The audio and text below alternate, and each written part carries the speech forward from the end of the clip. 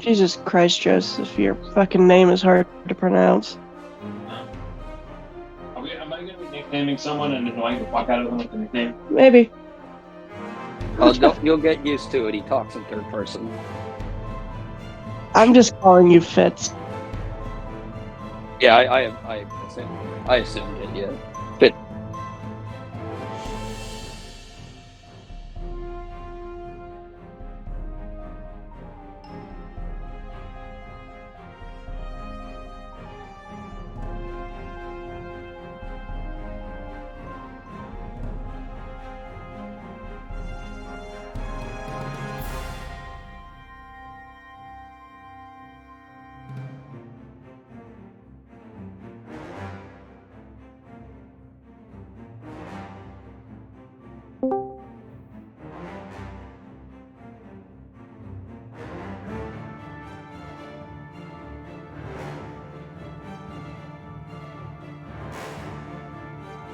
What's so goddamn funny?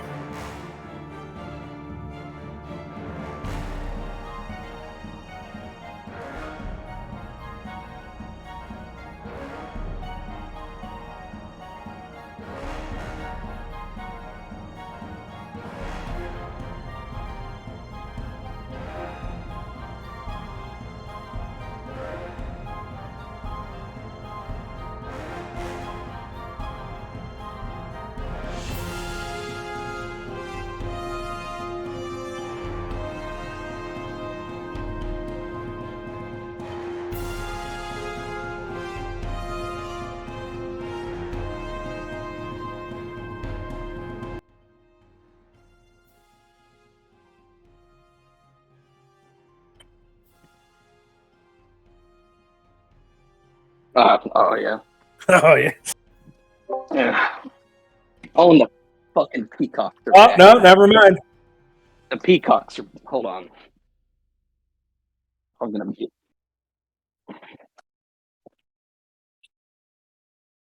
Hey, I'll be right back. I'm here. I'm just gonna mute for a second. Yeah, practice it on I your hope my name's whispers. not too hard to pronounce. Practicing my whiskers. Fitzjala is how I would pronounce his name. So we'll get all into that here just shortly. I think we're waiting for one more to join us. All right. Sorry about that. Duncan Ironjaw. Who's turning on his computer? We start at 6, Sabrina.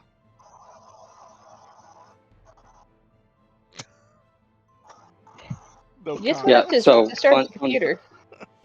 What's Joseph? I'll tell you guys a funny fact about my new place I live. It's out in the kind of near the mountains, so it's kind of out in the woods. Yeah. I live next to these people. Of all these animals. They have peacocks. Yeah. Peacocks. Okay. And I don't know if they shriek. They use them like guard dogs. So I'm like it's like middle of the night, the first night I'm there, and I just hear these like shrieks in my backyard. I think it's like a Sasquatch because my brother loves Sasquatch. I go out there and there they are. How close do you live to these people? I have 2 acres, man. They just let these monsters go wherever they want, though. They just come over and just start monsters. Yeah, I mean, I'm not a violent guy, but man, I just know they're gonna get up here and start shrieking the second we start doing this. I had to go scare them off. Put some children's Tylenol in. Oh God. On some bread and give it to them. Yeah. That'll be that. They'll never know. Don't listen to Kevin. He's crazy. Awful, man. You just need to get. What you need to do is get a pellet gun, and just fire pellets at it. All right, or one of those. You sound like my brother. One of those airsoft pistols. They'll never come back to your yard again. Buffalo style peacock. That's what I would have. All right, everybody's on. I don't have very many announcements. The announcements I did have, I said yesterday. However, both this and last night's session should be up on YouTube within the next few days. As far as that goes, does anybody have anything? Questions, Will you comments? be putting this on YouTube as well? Yes. Yes, absolutely. Okay. So be more unhinged. Got it. Thank you. The other thing is, that's about it. I don't have any other announcements. We talked about doing May 5th for the next one shot, but other than that, that's all I got this week. So if everybody's ready, I'm sorry, Kong. what was Actually, that? I do have a. You might want to change your color. It's really close to Duncan's. My color? Fitzjala. Oh, I got you. Just have- Okay, and Duncan, did you have something you wanted to say? Yeah, I was going to ask really quick on the Storm King's Thunder page where I see everyone's tags and whatnot. How do I get rid of them off the screen? Because it takes up almost a third. Of How my... dare you? Well, unfortunately, you can only get to the name. You still have to keep the name on there. So you go to. Yeah, I'm about to help him. Oh, okay. Make it. You can make it smaller too. I think. Breaking into my room. Well, no. Don't look at me. I'm naked. You I'm you not. can't get rid of the name. You can shrink it all the way down to the name, but there's no way of getting rid of the name on it, unfortunately. Video display. Regular names only. Oh, how nice! Now I can actually see. There you go. So Thank you. I wish it would go away if we turned the video, which we did, turn the video off, but they're still there. So I don't know. Eventually, maybe they'll get an option where you can get rid of those names if you're not using video. It is significantly better than what it was a moment ago. Yeah. You can also. I'm just surprised they have an option for it to be enlarged. Right? Well, that's if we're using video. And I have been playing this since 2016, and all my players, every single one of them, never wanted to use video. So we've never, since 2016, have used video ever on here. So I know a lot of people like it. When they stream, they like to have their videos of everybody. Since, like I said, I've been doing this on Roll20 for that long, and none of my players ever wanted to do video, so we've never done video. So, the other thing you have an option to up, so you have your sidebar where your chat is at and your journal. At the very top of the scroll bar, there's a little option to actually make the screen bigger. If you click on that, the whole screen is there, and your whole chat window disappears. So you can do that too.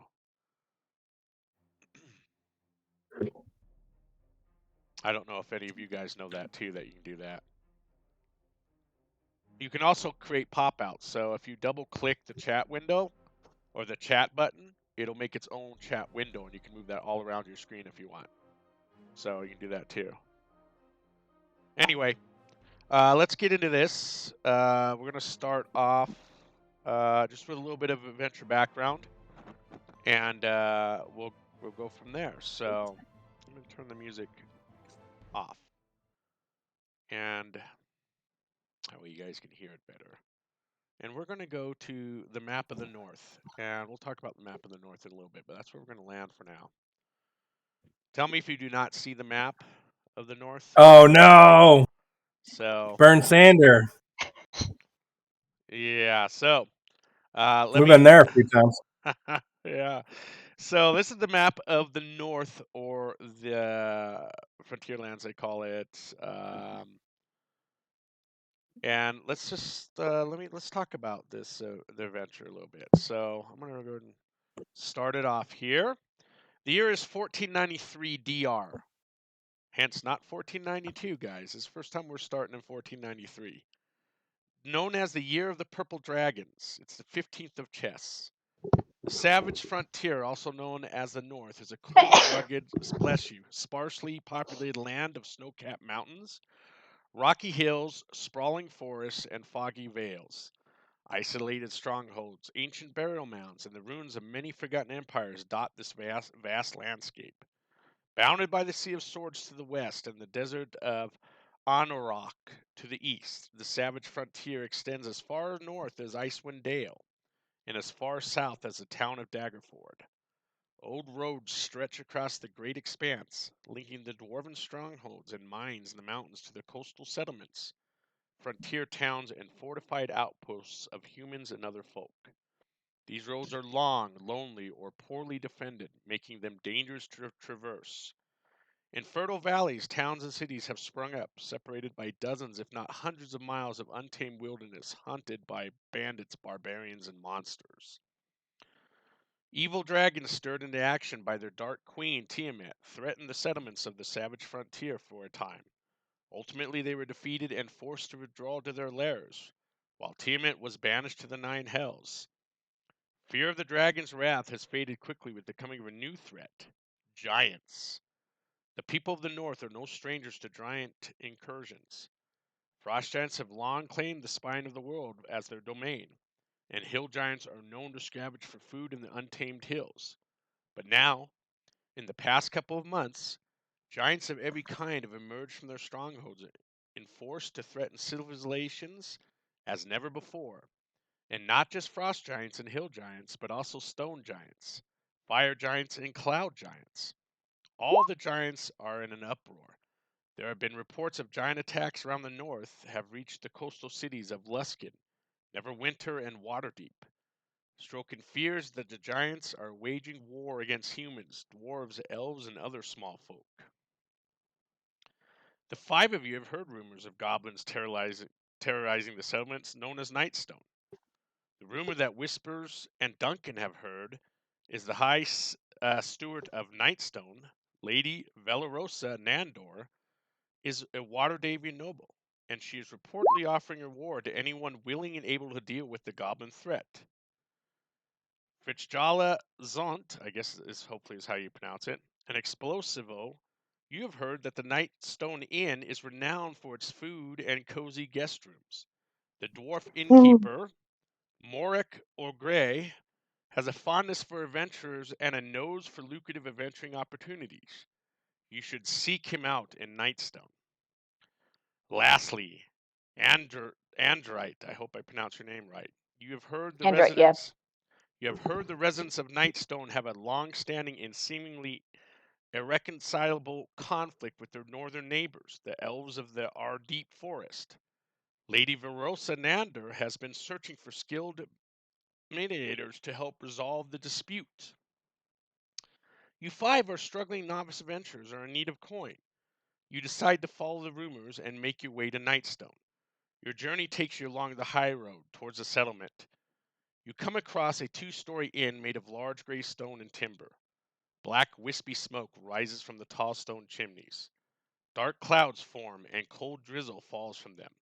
A northern wind blows and nips your face. You pull the hood of your cloak over your head and climb the stone moss-covered steps to a large wooden iron door. A wooden sign above swings in the wind. Carved on the sign is the words, "The Inn of the Last Home." You open the door and the warm light bathes you. The smell of baked bread and hot stew enters your nose. Delightful, soothing music surrounds you as you enter the inn. Entering this large tap room, you see the wooden benches and tables. Tapestries and paintings adorn the walls, each depicting landscapes and hunting scenes. Two fireplaces burn brightly and warm the room, and the shadows cast by the fire dance around the room. There's a very large stag head above the bar with multiple colorful ribbons tied and hanging from the antlers of the enormous stag. Below the head is a large bar that is tended by a short, stout halfling male with curly brown hair. He waves and bids you good morn as each of you enters and finds an empty seat to warm yourself and rest your weary body. The tap room is quite full of patrons, and they talk amongst themselves, eating and drinking. And with that, we're going to move into the tap room. You guys tell me what you guys are doing. You don't know each other. I'm gonna help myself to some of the bread I smell. Okay. So you've heard rumors that have kind of brought you here on the high road on the way towards Nightstone, settlement of Nightstone. Each of you have your own rumors that you followed, right? If you want me to repeat those for you, you can. I've kind of spread you out throughout the. The only one that's missing, I think, here, I'll just quickly put you in, is Duncan. I've kind of spread you out a little bit because, like I said, you don't really know each other too much. You've never traveled together. You are, like I said, kind of novice adventurers looking for coin and experience in what you're doing. And like I said, it brought you along the high road towards Nightstone. And the thing about the inn of the last home, it's still miles away from the actual of the settlement itself. So you still would have to take some time to journey to the settlement itself to meet up with either the dwarf that I talked about, who's kind of going after that route, which would be Fitzstrala and Explosivo. You're trying to find the dwarf innkeeper, Morak Urgray, okay? And Duncan and Whispers, you're looking for the High Steward of Nightstone, Lady Velarosa Nandor. So that's why you guys are kind of making your way towards, all of you are making your way towards Nightstone, including Lady what? Velarosa? Velarosa Nandor. And Okay. you're kind of going to do the same thing, Enderite. But you're looking, like I said, they're looking for somebody who's more of a mediator between the town of Nightstone and the elves of our deep forest. So they're hoping that your charismatic skills would help be able to moderate this conflict they're having between the two of them. So. Quick question, if I may. How many of my party members have met and spoken to Fitzgerald? Have anyone communicated with him yet? None of you have. That's going to determine. Like I said, you've all arrived to the inn. It's mid-morning, and you all have arrived in the inn separately, but all kind of going the same goal of trying to get to Nightstone, the settlement of Nightstone, because that is ultimately where you guys have decided to follow these rumors for taking up, coin and experience and things like that. Everybody see the map, by the way? I'm not sure. Does everybody can see the map? Make sure they're tokens. Yep. Yeah. Yes. Okay. Okay. All right. So you want us just to meet each other? Absolutely. If you want to do that, or there's within the crowd of people, the patrons that are here now, a lot of them are traders, and they're talking about rumors that something is amiss at Nightstone. They haven't really gone as far as this. It's almost a 10-mile trek from here to Nightstone, but a lot of these traders are talking. They've heard rumors of something is amiss at Nightstone, and that's the biggest rumor that you're hearing throughout the tavern right now. Is what the patrons are talking about. Okay. All right. So who is this?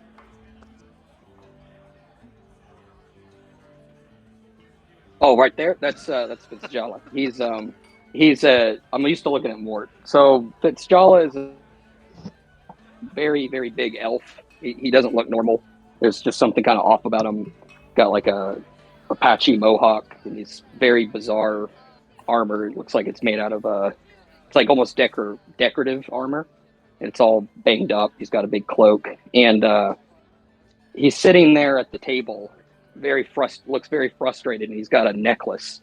It's got this big kind of gem in the center of it, and he's got a fork, and it looks like he's trying to fix it, or he's like tinkering with it.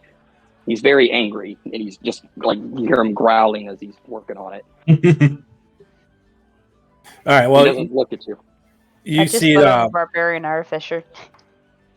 You see this dwarf that super muscular in chainmail armor. He's got a pretty big warhammer strapped to his side, and he's walking over towards you in a creepy way, and you can. It's like he has Parkinson's or some sort of Tourette's. He just keeps moving his head, and his eyes are covered by a blindfold, like a cloth blindfold. And he comes right up to you, like in your presence, takes his blindfold off, and just looks at you and goes, "Why? Why are they telling me to talk to you?" I don't really know how to quite introduce this, but Fitzjala speaks no known languages, so he has no idea what you're talking about. He just looks at you and he's like, he points at his necklace. Great, I'm surrounded by weirdos Hold yet on. again in a new place. Hold on. So he doesn't even speak Elven, a type of Elven or anything? He's sitting here furiously Well, yeah, he technically speaks Elven, but he's furiously working on this necklace. Okay. He's trying to fix this necklace as fast as he can. He's pointing at it and he's and he shows it to your character again, Kevin. What does this necklace look like?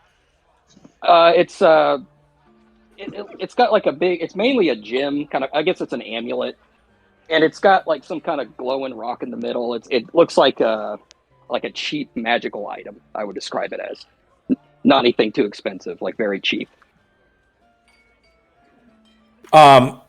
So Whispers is just going to put his hand out and touch your hand that's holding the amulet and give you guidance. Oh, Fitzjala's gonna. But then he's going to put his blindfold back on. He's going to go right over to the bar and ignore you now. Okay.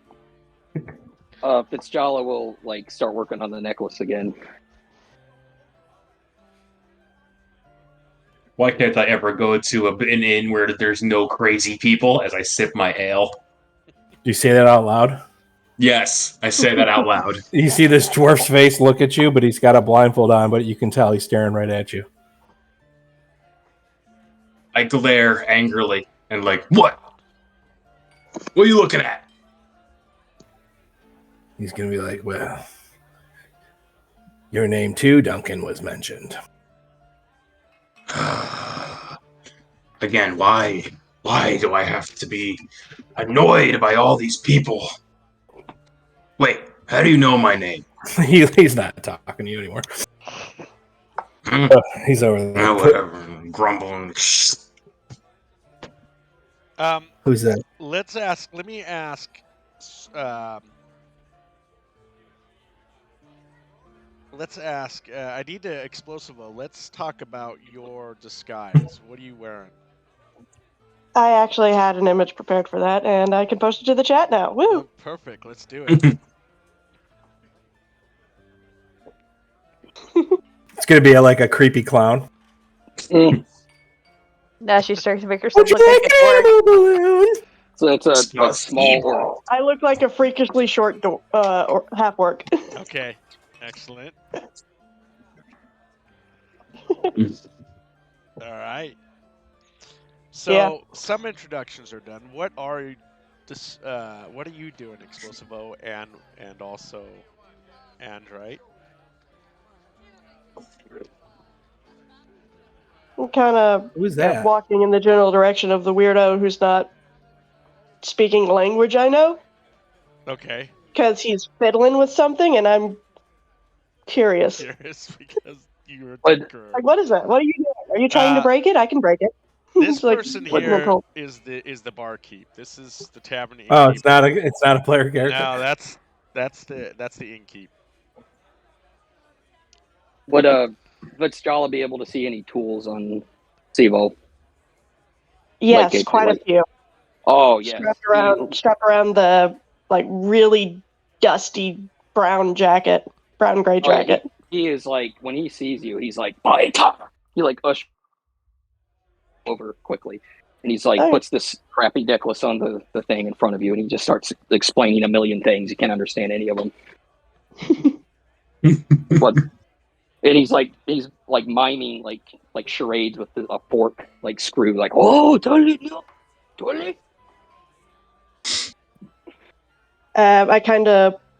I don't talk, but I mime back either peel open or push back in? Kind of like pushing with a thumb in or just wrenching it open with a fork? Like, which do you want? Like he's trying to get you to fix it. Like he's like mimicking like he's screwing like fix. Okay.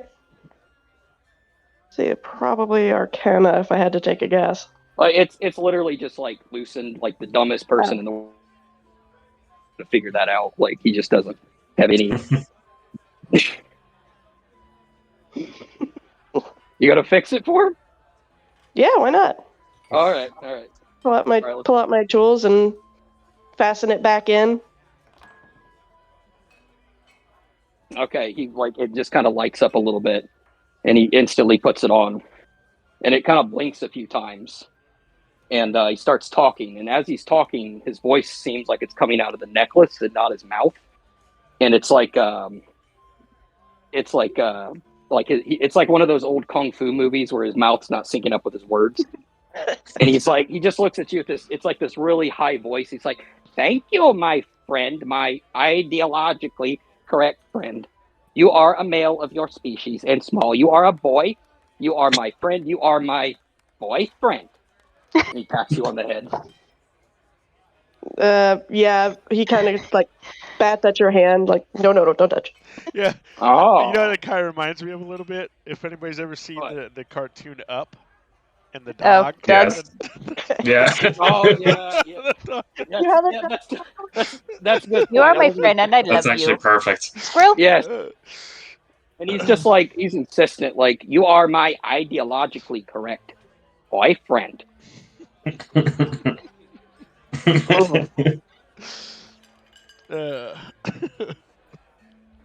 Yeah, so that's the gimmick. So it's just like, if this gets to be too much, we'll do something. Okay, I'm like nervous about this one, but Seems fine so far. We'll see how we'll play. Yeah. We'll play with it. Sounds good so far. So Can anyone else speak Goblin? I can't. Doesn't look like a goblin. all right. So is this the? What? You said this is the tavern. Or what? Fitzgerald, you can speak common too through that thing, or is it? Yeah, but he Okay. can't. It doesn't like translate anything right. It's just awful. Okay. Yeah, he can talk. It's just he can't like his like message doesn't get across a lot of the time Gotcha. Okay. because it's not translating it right. What is your intelligence, if I may ask? If this is the case. And so, like, another thing I'd say to that is he is technically a barbarian, but he's not culturally one. So I don't think he's like incredibly stupid. His intelligence is 13, so he's not Okay. like a mouth breathing like as most barbarians are. But he's certainly I'll just tell you, a lot of his problems are him refusing to adapt and refusing to change. So he's stubborn. Yeah. Can relate. My Yeah. intelligence is a 9. Gives me a -1. Oh, So we've got Yeah. a barbarian who's above average and a fucking cleric or who's below average. Who's got a mental disability? Dude, my Yeah. wisdom is at -2, so there's a chance I may roll a -1. Okay. What was Dear that? God. Your wisdom or your intelligence? Yes. Oh, jeez. Okay. I know what to go for on that one. Dear God. Okay. Okay. I want to make friends now. I want to go up to the barkeep, order an ale if I can, and give it to the very strange creature because I saw him help this. God, whatever it is. Because everything deserves a reward for a job well done. I am a tiny. So what are You are a tiny thing. You're ordering an ale to give to the miniature half orc. Yes, because I saw him help him. All right. So you order a Whisper just starts laughing. hands you the tankard of ale to you, and I guess you're gonna walk over to the the little half orc. Okay. Here, I saw you do something nice. It looks like you did a good job at it. You deserve this. Hand it. Literally just sits down right here. Thank you. Whisper says, "Don't drink it; it's poison." The fuck? Oh. He comes over there, and it's almost like you sounded like you're very He's standing anxious. completely still now. He's not shaking anymore. He's But it's standing like you're completely very still. anxious to tell him that, whispering. Like, no. He goes, it's never. not- He goes, never mind. That wasn't for you. I'm just like, why can't everywhere I go? I swear to God,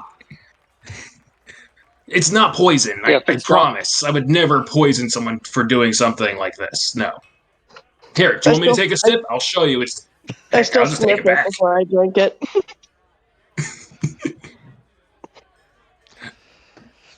So what's your name?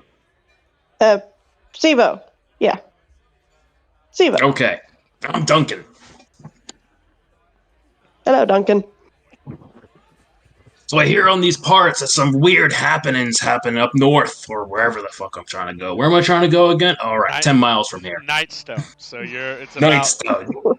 it is quite a few miles away from where you're at now. You've came to this inn because you wanted to get out of the cold rain and to kind of rest yourself a bit. Gotta check my map. You'd think I would be good at this by now. Anyway, some strange happenings you've been hearing about them? Some giants roaming about, throwing crap, pissing people off. What have you heard? This is this an aquatic elf? No, What is this? What does your character look like? I tried it. Whispers is going to say this trident's headed there. I lean over my shoulder, look over my shoulder. Huh? What was that? He's pointing at the trident, and I go, "She's headed there." Whoa, it's a fish person. Haven't seen one of you in a while. Eh?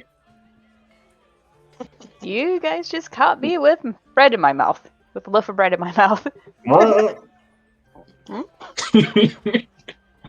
Whispers is going to ask you, when do you plan on leaving? What? For Nightstone. Probably when the weather's more optimal for travel. You're creepy. I'm just gonna point directly at him and say, "You're creepy as hell." I know. Nah, I meant creepier. I'd watch yourself around that one. He's Where's the door? I want to go outside and see how bad the weather is. Well, it was just a drizzle when you entered the tavern. So it was just a cold drizzle. It's not a horrible rain or a torrential rainstorm or anything like that. It was just a drizzle on you. It's a drizzle, cold spring drizzle.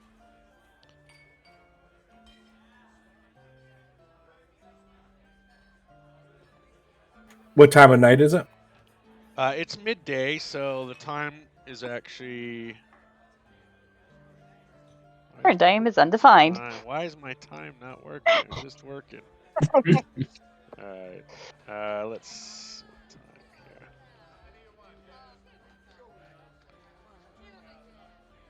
There you go. Oh, it's early.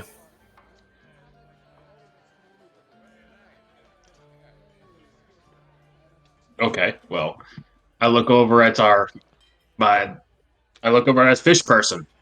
What's your name? I don't want to just keep calling you fish person because that sounds mighty rude.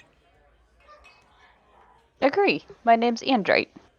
Andrite. That's actually a very pretty name. Here, come up.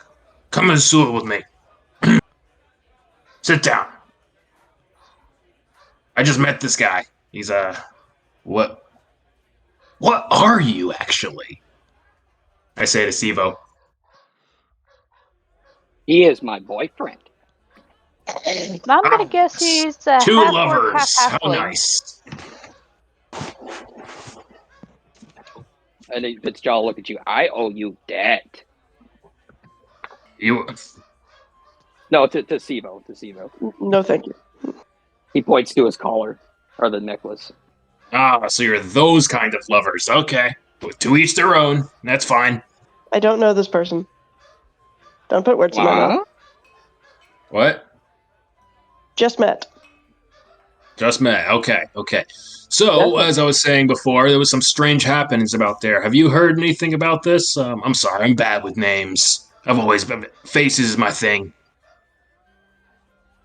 Trident. Andrite, that's it. Right. Thank you. What have you heard about these strange happenings about giants roaming around?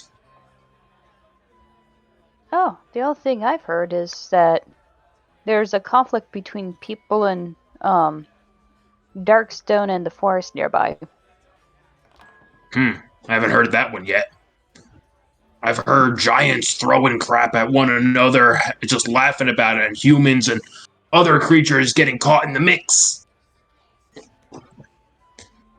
I also heard that there's someone looking to pay a bunch of people, or whatever. Need coin. It's important. Anyway, trying to figure out what's going on and whatnot. I overheard that schizo guy talking. Are you with him? You all will be. Apple. Ha. Fitzjala will take out like a. He'll like lift up his sword and he point to it very deliberately and just say, "Currency." Yes. It'll like pound his fist like he's like demonstrating like currency. I'll just open my jaw up just to drink now. Okay. Mm. Alrighty then. Currency, yes. Currency good. Yes. Dear God. Hey, how about you, Sivo? You haven't told me what you heard yet. I just want to check out the tavern. It's got some great food. Bread's pretty good. Alright. I'll have to try some of their food then. So where are you from, Sivo, then?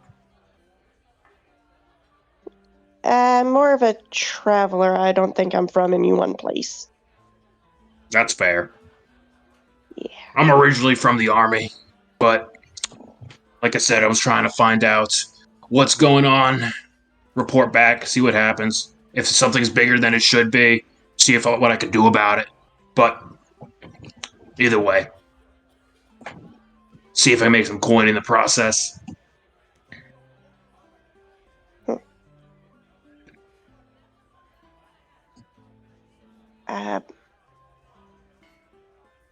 So Whispers is gonna just kind of come up to you guys all talking. And he's gonna ask you guys if you remember this already. Don't you remember? Remember? Remember what? He's just gonna shake his head and be like, They don't remember. And he's gonna walk away again. You're creepy. You know what? My innate curiosity always gets me into trouble, but never gonna stop. Mir, you. What are you talking about? Pull up a seat. Let's talk. What am I I talking love about? hearing what the weirdos have to say. I've seen all this before. He's going to say, they keep telling me you all would have been here, and here you are. And now we're here, and now we must go.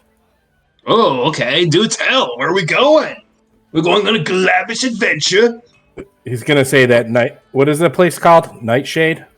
Nightstone. Nightstone. Yeah. He's going to say, all I know is I remember Nightstone. Damn, I wanted to join the circus. All right, well. Who is this they I or don't know. it? Is anyone currently looking at Sivo? Yes, I have been looking at everyone as I've been speaking. As he keeps Yeah. very suddenly pushing his he's trying to be subtle about it, but he keeps pushing his tongue against the roof of his mouth.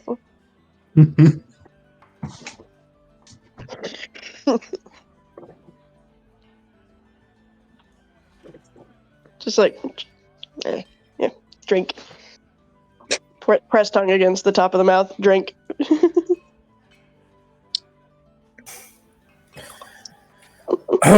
Whispers is going to turn around. He's going to introduce himself in like a normal fashion, as if he wasn't just saying a bunch of crazy shit. He's going to introduce himself as a cleric of Bahamut, the dragon god. He's going to say that there's a reason why he's here, and he thinks there's a reason why they're all here, and that's to go to Nightstone together. And he doesn't want to get into much more, but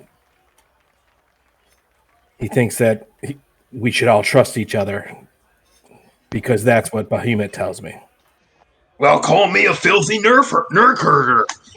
Let's all go. Why not? I'm going in that direction anyway. Safety in numbers. Yeah, see, this guy gets it. Hopefully. Fitzjala's lips move like a lot, but the only thing that comes out is, yes. Okay. Well, proper introductions are in order then. My name's Duncan Ironjaw, as I just slap my heavy crossbow on the table. I'm a scout for the Dwarven Army. I shoot things from a faraway way, and I like it that way. Oh. I give the best support I can possibly give, and since you guys are my comrades, for the time being, I'll watch your backs. I'll kind of follow his lead, put a pistol on the table, and like, I am Esplosivo, Tinker's Guild. Oh. You're gonna be a fun one, I can already tell. Explosivo. Yeah, Fitzgerald will lean look at the pistol like real intently. He'll just smile. Oh.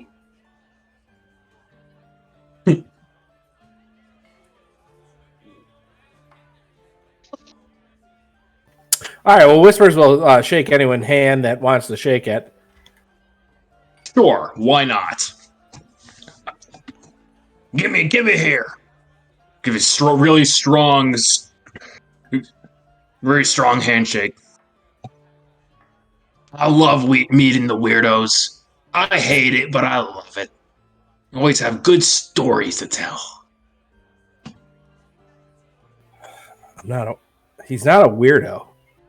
Oh, I know, I get it. He's not a weirdo. He's super weird. Different people. It's always good to be different, cultural-wise and whatnot. Okay, just yeah. So my rumor is the same as Duncan. So I guess we'll ask what if everyone else is going there for. Besides Destiny.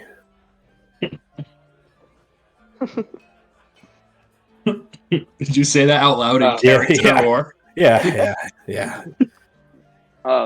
Fitzgerald will lean. He'll like say like, "I am looking for," and then it like shuts off, and he just goes, "Rup." Like he says it like you guys should know what that means. Did you just power down or something? I am looking for Ripata. And it comes back on, and he holds a fist to his nose. You're Like he's trying to like. I put my tail in the air. Ripata! Yeah! Whatever the fuck that is. Drake. Wow. Yeah, Whispers are going to say, don't worry, my mind is injured as well. No. You are ideologically incorrect. No, I'm not. Oh. Ah.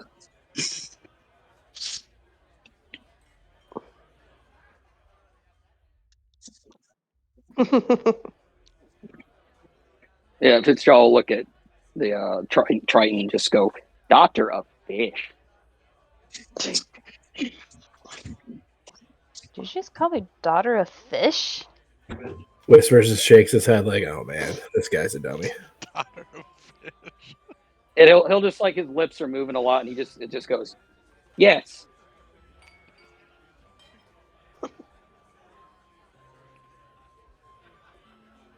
Yes.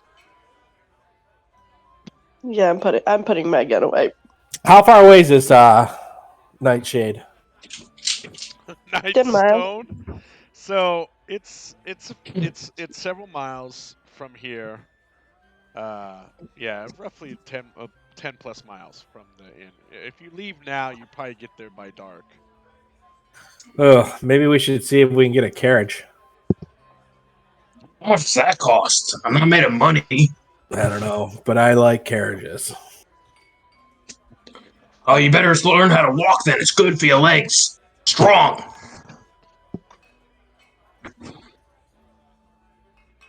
You don't walk around a lot, do you? I walk everywhere. Oh, then you should have nice, strong, thick legs. I was just saying I like carriages. Yes. You are a strong baby. I'm gonna let it go once. That's just let it go once. Everybody gets one. You call me a baby again, I swear to God, I will rip off. Okay. I want to check if his translator is actually working properly. Yeah, make a little bit of adjustments. Yeah. What? Yeah, the second you grab it, he just starts going like he starts telling you these big stories. Wait, what? Well, the thing being... Yeah, nope, that's how it works. This thing is beyond something you've seen before of his. Yeah, and trying to figure out exactly... Right, trying to figure out exactly how to fix and repair it. It's more like, I have no idea what I'm looking at, and actually comes out of his mouth is, yeah, that's actually how it works. Totally confident. Like skill in language, or they could like hear what he know anything about what he's saying. That might like what he's like ranting. You have language proficiency, Whispers. Well, if you do in what languages do you speak other than Common, or that machine speaks Common? What do you speak? Nothing. He speaks what I'm envisioning it as is a highly advanced version of Elvish. Okay. It's almost, I compare it like Mandarin, where there's like lots of proper nouns and improper nouns and things. It's very complicated. So there's like a difference in like traditional Chinese and simplified Chinese, kind of. Yes. I took Mandarin in college, so well, remember there's Cantonese, that's cool. There's Cantonese, Mandarin, there's all kinds of these different forms of Japanese or Chinese. So I get it what you're saying. So the only thing they're going to understand is whatever that device says to him. If it's in Common, or if it's in Elven, or if it's going to be in Dwarven. Okay, so for my defense, he's the barbarian, so he's not gonna you're not gonna set him in front of like the king or something, right? Like it'll be fine. No, that's why I chose the bard for the exactly. Fucking, the moderator. So I definitely did not put you with that. Yeah. I figured that the dwarf would be better for you. And yeah, I think this is a good character, and I think he'll be very interesting as he unfolds. So I'd like to give him a chance. But like I said, if it's like too much, we can do something. He gets bonked. Oh, this is fun so far. I'm okay with the role playing you're doing so far. I don't know if there's going to be a problem with that. I do want to say, as far as advancement goes, character advancement, I might not have said this earlier. I just want to be aware. Character advancement in this adventure is milestones, not XP. Okay. So you hit a certain milestone or a certain chapter, you're gonna. That's how you're gonna level. Okay. It'll be a surprise when it hits us. Basically, yeah. Okay.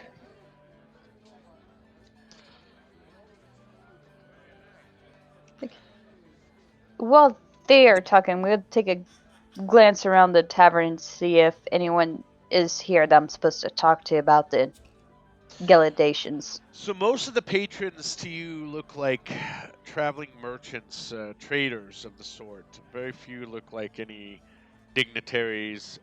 one thing you do notice is a group of elves up in the corner at a round table.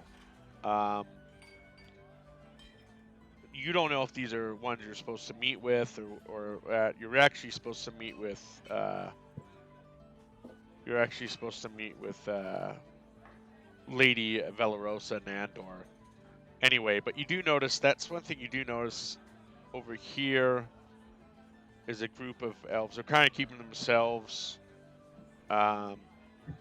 They're dressed more of like rangers than emissaries or anything like that. So they look like they're rangers. If Sivo had clocked that, he would be purposely keeping his back to them Yeah. at all times. Rangers and hunters, more of this of what they would be. These elves. Yeah, that he's you notice. purposely got his back to them at all times. Okay. Mm. And without actually speaking to them, you're not sure if they're the elves of Ardeep, which probably a good possibility they are because of the location you're at, but without knowing for sure, you know, it's hard to say. The rest of the patrons look like either traveling merchants, traders, or just travelers themselves in that aspect. So which of one of them looks like merchants? Almost this one here, he looks like what could be a merchant. This patron here. To be honest, in order for you to what you think about is the fact that you're going to have to make this journey to Nightstone is what you're thinking, period. Even though you're hearing rumors Yep. if something's not right at Nightstone, it is a kind of a journey in its own, because you're going to have to walk. There's not really a carriage along the high road. What happens? You've got these trading caravans that come through on the high road, and you've got just regular people traveling the high road. There isn't either by horse, but there isn't like a carriage service that runs the high road.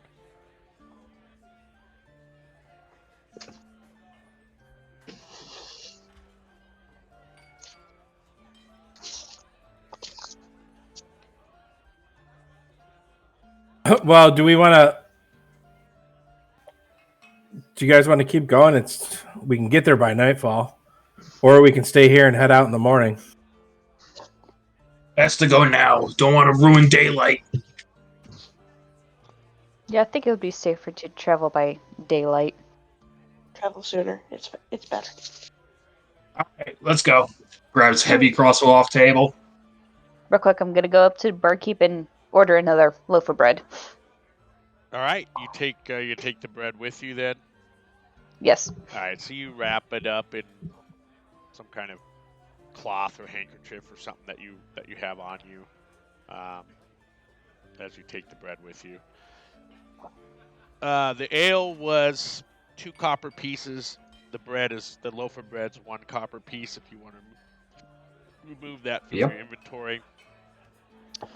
The 5 of you decide to travel together to Nightstone and get all your venturing gear together and head out from the Inn of the Last Home, and make your way. The drizzling has stopped, but you've got there's an overcast and the wind is still rather nipping at your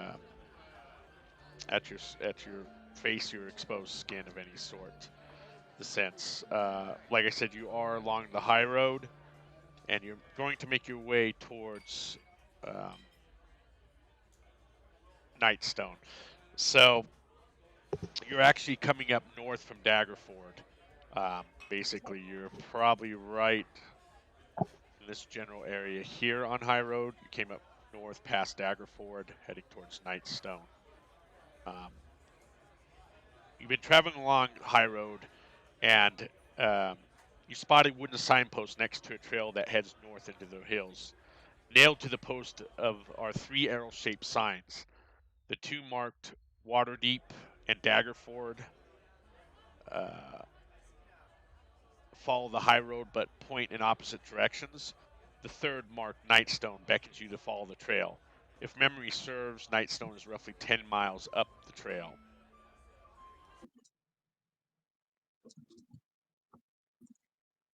So you guys you begin to take the trail that will take you eventually end at Nightstone as you begin to head that direction. Um, it's pretty uneventful. What are you guys doing as you're walking along this trail? It's not a huge road like when you came in off a high road. It's more of a dirt road. Maybe the dirt road's probably 3 feet wide, 3 or 4 feet wide. You don't get a lot of wagon traffic through here. A lot of it's more horse and foot travel along this trail to Nightstone. But it takes some time. Like I said, it's about 10 miles um, from here to Nightstone. And so you guys are walking this trail. What are you guys doing? Anything? Talking? It's been pretty Yes. uneventful. When we get out of sight of the high road, this Blosivo pulls dentures out of his mouth that look like tusks So you had some false teeth in there. I get you. Okay. and kind of stows it in his bag. Like, kind of flexing his jaw like, ow, that hurt for having him in so long. Okay. You're an orc. I just pulled my tusks out of my face. So no. What are you? That's what I wanted to know. It's a goblin.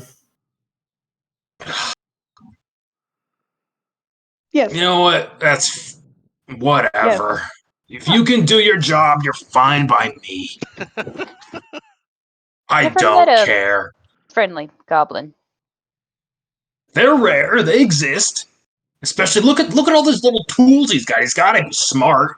I never met a goblin I haven't killed. I'm gonna walk far away from him. No, he's coming right up to you, but he's not being Nope. aggressive. He's just getting really close, and he takes a big smell of you, and he goes, "Nah, you smell fine." I Yeah, smell like Fitzgerald would- gunpowder. When you're doing that, Fitzgerald will come loom over the goblin, like looking at, watching you whispers. He doesn't say anything, but he's just watching you. Mm. I wasn't lying. I'm part of the Tinkerers Guild. I'm just not that kind of little folk. That's Yeah. fine. I won't sell you out. Anyway, Please you got don't. a pistol. I like That's living. nice to see. Do you take that apart and clean it yourself? I'm like pointing at him and moving my hands around. Yes, this is my own personal pistol.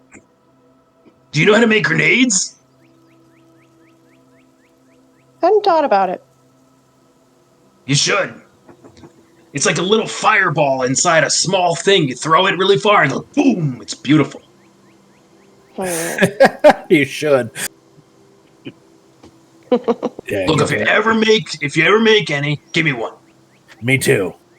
No, just me. You can't have all the fun.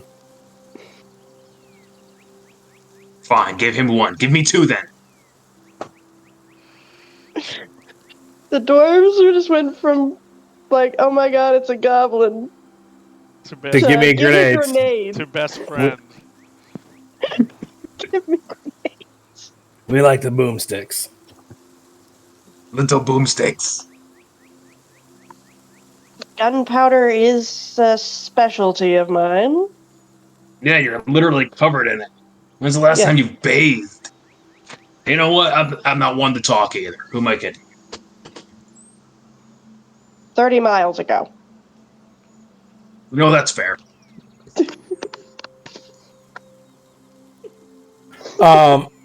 Do we see like normal like trade and people on the road at all, or? So the trail leading towards Nightstone is completely empty. A few things that you notice walking through the forest. The forest is on either side of you, like grasslands and forest. It's not heavy forest, but it's still got trees and that. It's quiet. I know the music, the sounds that we have birds playing, but it's really quiet, unusually quiet. There are no birds chirping. You don't see a lot of wildlife on either side of you as you're walking the trail towards Nightstone. Those That's are super things odd. that kind of stand out at you. It's overcast. Slight wind is blowing. Cold wind coming off the Sword Coast there. But that is like one thing you noticed about as you're walking this trail. There's no other soul on the trail except the five of you on this trail. Usually, this tends to be heavily more populated with traders walking this trail back from off the high road to Nightstone. But like I said, it's just the five of you. But Jala's gonna halt. He's gonna notice there's like no sound. He's gonna go Rapata. And can you do a perception test check to see if there's anything around, like any enemies or something hiding close to them? Yeah, sure. Go ahead. Oh God. No. No, I mean even if they were hiding in the bushes, you'd never know. Yeah. He's Can just I gonna also do the shout. same? I see this guy, this crazy guy, looking around and whatnot. Sure. Frantically. We are Absolutely. safe. We are safe. There is nothing to fear. It is real quiet, and I'm gonna pull out my Vol and start tuning it. It's persuasion. Oh. Okay. God damn it. Where is it? Oh yeah, I switched it to dark mode so I can't see anything. Perception is right under nature. That doesn't help my poor eyesight. Oh, I see it. Do I just click? Oh wait, that's right. I have got to click on my token and I'll do all that, right? Or Only with initiative. So you're the same. Now, don't really notice anything suspicious as you guys are walking this trail to Nightstone. Seems all is fair and good. well, I didn't see that thing happen. Like, what do I got to click in order to see the that roll? It's in Oh, your wait. chat. Oh, Yeah, it's in your chat. oh, I got a fucking 4. Like me. Oh wait, I got an 8. With me. No, I got the 4. Yeah. Okay. Anything else Oh, well, are we're you guys dandy. thinking or talking about as you're moving on? Whisper's gonna take off his blindfold and use his Jesus Christ. super dark vision to scan the woods for anything. Where the fuck are your rolls coming from? Holy cow, that is not you. I know. This is a new Kevin. Even with your fucking roll, it's like I said, you don't hear or see anything. Literally, you don't see birds flying. You don't hear the birds. You don't see any wildlife. You don't even see squirrels or chipmunks or anything along the road there at all. As you're making your way to Nightstone, you don't definitely no ambush up around the bend or anything like that. You don't know nothing like that. Okay. Yes, Sivo's got his notebook out and is writing down notes like tossable explosive ordnances, ? Black powder, hard shell, shrapnel? Just like writing in a tiny notebook. It's like ideas. As he walks forward, no paying attention whatsoever. Is nature supposed to be this quiet?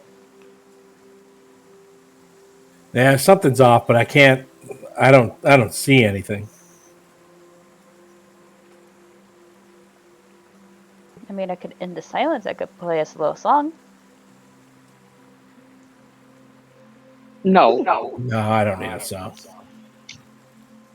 Suit yourself. So, with that, you guys will take the time and continue walking. You take breaks every so often, but it takes about 7 hours or so, just at a regular walking pace, to walk the 10 miles. To as you're kind of approaching Nightstone, you haven't quite got there yet. You hear the ringing of a bell, like a large church bell or town hall bell, and the sound grows louder as Nightstone comes to view. You see a river flows around the settlement, forming a moat. The village itself is kind of contained within a wooden palisade, beyond which you see a windmill, a tall steeple, and the high-pitched rooftops of several other buildings. Apart from the ringing of the bell, you detect no other activity in the village. The trail ends before a lowered drawbridge that spans the moat. Beyond the drawbridge, 2 stone watchtowers flank an open gap in the palisade. South of the village and surrounded by the river moat is a cone-shaped flat-topped hill in which stands a stone keep enclosed by a wooden wall. The keep, which overlooks the village, has partially collapsed. A wooden bridge that once connected the keep to the village has also partially collapsed. So let's go ahead and go to our map here. As we approach, let me add some time. Something tells me I'm not getting that good meal. Fuck. That bell's been going off too long. There's damage about. Something's wrong. Something's very, very wrong. Bing bong. I take my heavy crossbow off my back and immediately cock a bolt in it. Okay. Let me fix this here on our time.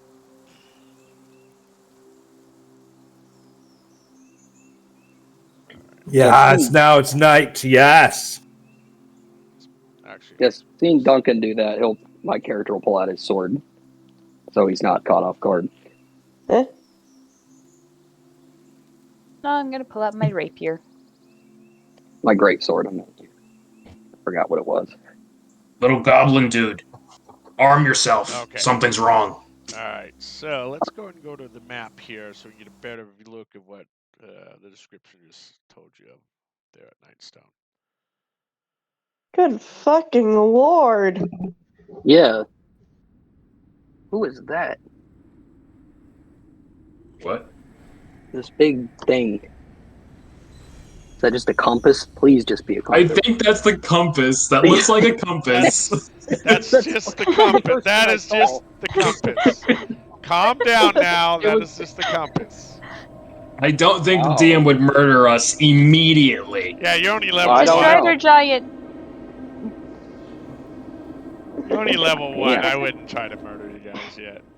He would show us. No. I had this feeling you would show us this horrible thing in the distance, so we can't access it or whatever. Yeah. Fucking So cloud anyway, giants. so you're along this trail. I've kind of told you about the drawbridge is down here. The trail kind of crosses over the drawbridge there. And the ringing of the bell, that's either coming probably from the steeple that you saw over the palisade here. So you can't really see in to the village itself because of the palisade, the walls, the wooden walls around it. What you do see almost immediately as you're walking that trail are the watchtowers, which are right on either side of the drawbridge that is down. But like I said, there's no movement. There's nobody coming in and out from what you can see from your vantage point where you're at right now. This is the moat that surrounds the city or the town itself. And just the ringing of the bell in the distance you hear. Constant. It's not stopping. It's just dong, dong, dong. Also, I was freaking out about his fucking dark vision. 300 feet. Yeah, it's nice. Yeah. And I thought fucking Elena's was ridiculous. At 120. Yeah. Clerics of Twilight, baby. I'm not your baby in this one. I know. You are my baby. Oh god. I want to get closer. Yeah, me too. I'm going to take my warhammer out, grip it in both hands. I'm gonna follow behind. Wait. All right. So like I said, as you see across the drawbridge, you have the 2 guard towers, right? Kind of like north and south guard towers. The drawbridge itself is here. And then you kind of can make out a little bit of what the courtyard is, and you can make out 2 very huge, like wolf-like creatures that are looks to be Oh, boy. feeding on a dog. Oh boy. Now this I say in a muff- is quite many feet from you still. From this vision you see, it's 60 feet or so that you see this, maybe even further. Maybe almost 100 feet from where you guys are standing. The sun is setting, so it's going to be a little more difficult to see here with your night vision. Of course, you'll have some night vision. Of course, you all have night vision, but that's so there. But that's the only thing you see in the courtyard as you kind of across the drawbridge. I'm going to tell everyone, hustle across.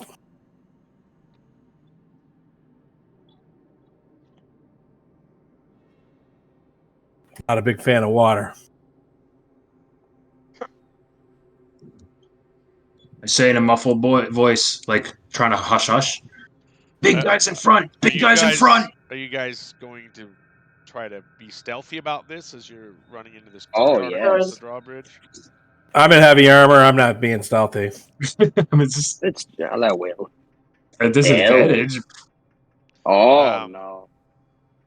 Yeah, no. I'm wearing So heavy armor too, apparently.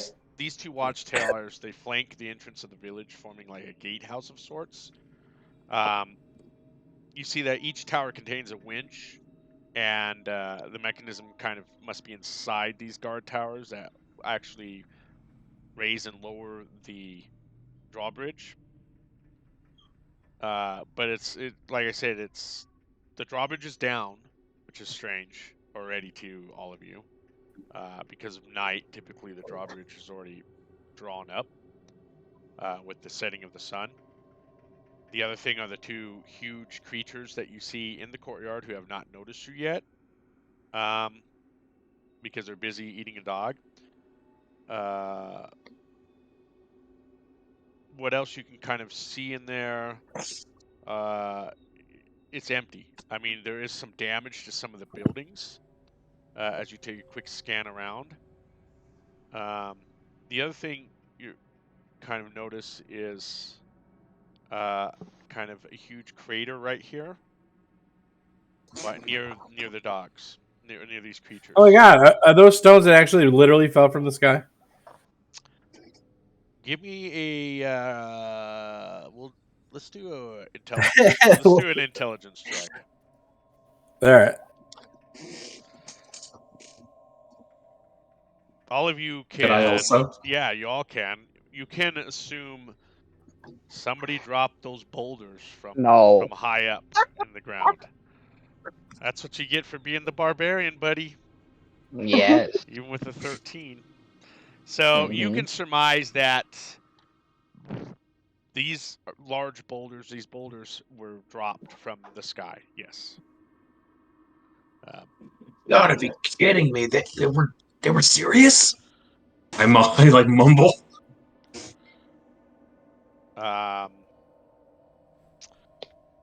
Yeah. So this is what you're visually seeing at the moment. What do you guys want to do? I mean, so you've got these creatures. Looks like they're feasting on the remains of a slaughtered dog that they must have slaughtered.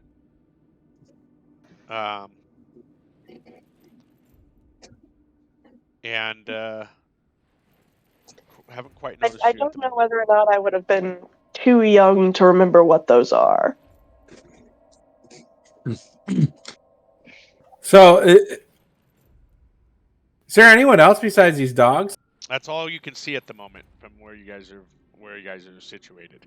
I'm gonna come over and put like. All right. As soon as you move there, roll initiative. These huge creatures see you and they begin charging you. God damn it! I wanted to get into position. Oh well. Everybody roll for initiative. I guess it won't let me pull up my character sheet. Anybody want to take a guess? Their character guess at what these creatures are that are now charging whispers? Wargs. Well, I was about to say wargs. Damn it! Fuck you. You are absolutely correct. That's exactly what they are. Goblin pets. Goblin pets, yes. Puppies. Goblin puppies. Damn it. And with that, since you figured it out, everybody should have this handout in their journal. Aw, Fucking goblin goblins. puppies.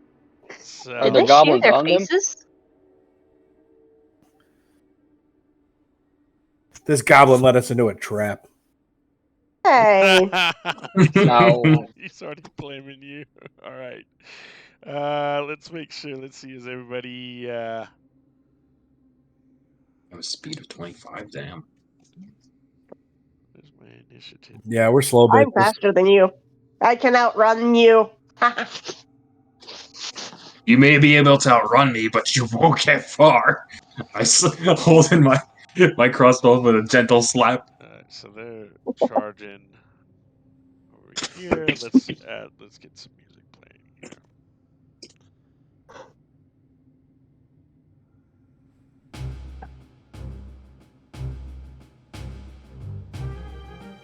No, I need to turn that up a bit. Settings.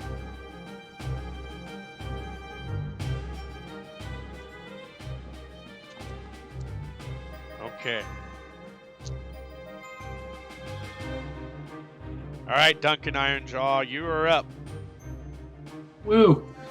Well, since I only have a speed of 25, well, damn. Alright. 1, 10. Oh, that. What the fuck? Mighty DM, is that you over there doing that? No. Who the No. hell is doing that? That's Evo. me. Oh, thanks, bro. Yep. Well, I need to. How do I do that? How do I do that cute little thing you just did? There's a little ruler on your little sidebar. Oh, that's helpful. Yeah. Snap to center. Or whatever. Okay. Well, I would like to go.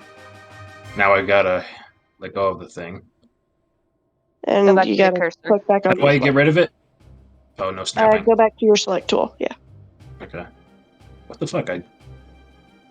Hit the little arrow at the very top of your toolbar. That'll. Your select. Ah, helpful. Yeah. Nice. Okay. So. Move up about. Was it right here? Gotta get used to using this fun thing. That's 20. This is. What the fuck is happening? It's like overlapping weirdly. Okay, this is 25 then. Oh, God. Look at me getting used to something. It's typically a lot of cursing involved. Alright. I'll move about here, and I'm pretty sure that crossbow of mine is 120 feet. So. Oh, yeah. I can totally hit that thing in the face. Well, most likely. We'll see how that goes. Alright, I run up to the area. I whip out my crossbow, take aim, and. ¿Dónde está? Click.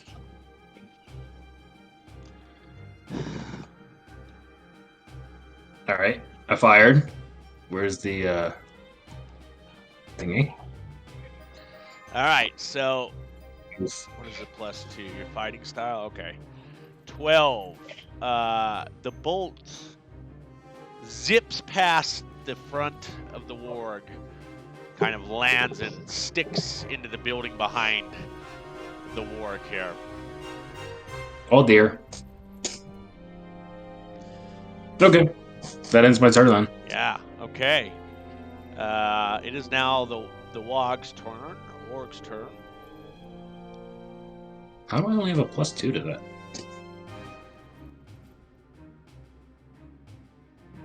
Well, you chose fighting style for your archery, right?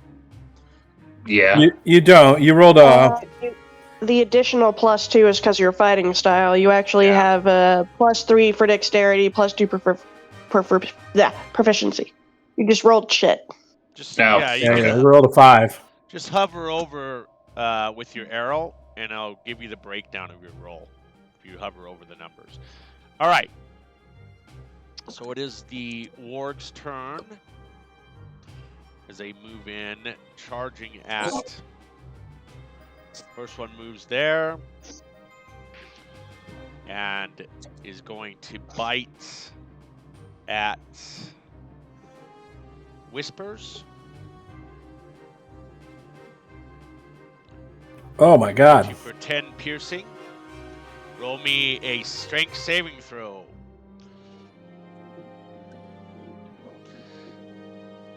And you save, so you remain standing, but you take 10 piercing, which is huge because that leaves you with 2 hit points. Yeah. Nice. I will forewarn you, this is a tough adventure. Okay? I will warn you again, strategy is a key here for combat. So Yoy! All right. he's gonna come right there and he's gonna bite at you.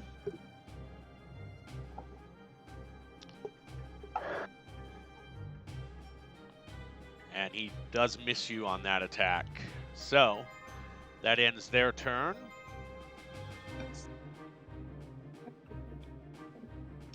That is up to Fritz Jala. Oh, they're just out of my reach. If Fitzgerald's just starting to start screaming, danger, danger, and he's gonna, oops, hold on. I'm actually gonna have to use the dash action to get up. How do I turn that off now? Turn what off? The arrow. You got to click the arrow at the top. Click on the black Yeah, arrow. oh, there we go. He's going crazy. He's running up with his sword out. I don't want to rage because I don't want to. How long you been playing this? I don't know. I can't hit him because I use dash. No. So he's just can. Gonna... Wait a second though. You can rage. But I have to hit something to continue. No, rage, not this. This turn you do not. You can go into rage this turn, and then it would be if you don't get hit or attack next turn, then you lose your rage. Okay. Well, I'm going to rage. He's just starts screaming, and you could just see his grimace, his ugly face, but he's just going. Ah! What do I? How do I? Click it. Do I click it, or is it just automatically on me? Make sure it's. I'll put it on you as a marker, but you make sure that that you subtract your rage from your sheet. Okay. Oh yeah, I've got 2. Okay, and that's gonna be it for now. All right. Explosivo. I'm gonna use Acid Splash on the wargs. It says I can hit 2 if they're within 5 feet of each other, so I'm gonna... Yeah. I'm gonna do that. Why is it not letting me use Acid Splash? What the fuck is it? Alright, so it just is a dexterity saving throw. I don't think it's an attack. Looks like it's automatic. Just dexterity. Yeah, if not, throw. I'll have to roll that. If it's not a... Okay.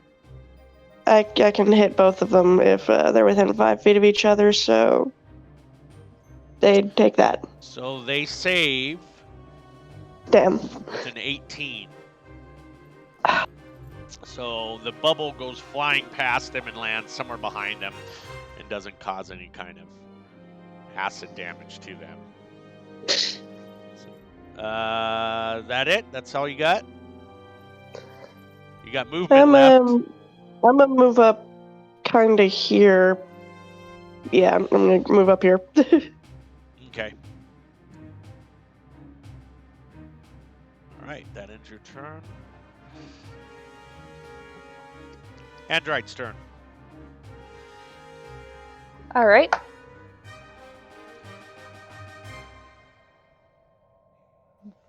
$15, $20, $25. Wait. This will be easier.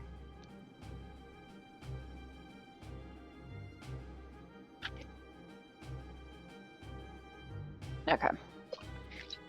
I'm gonna move my initial 30 feet, then I'm gonna dash. Oops.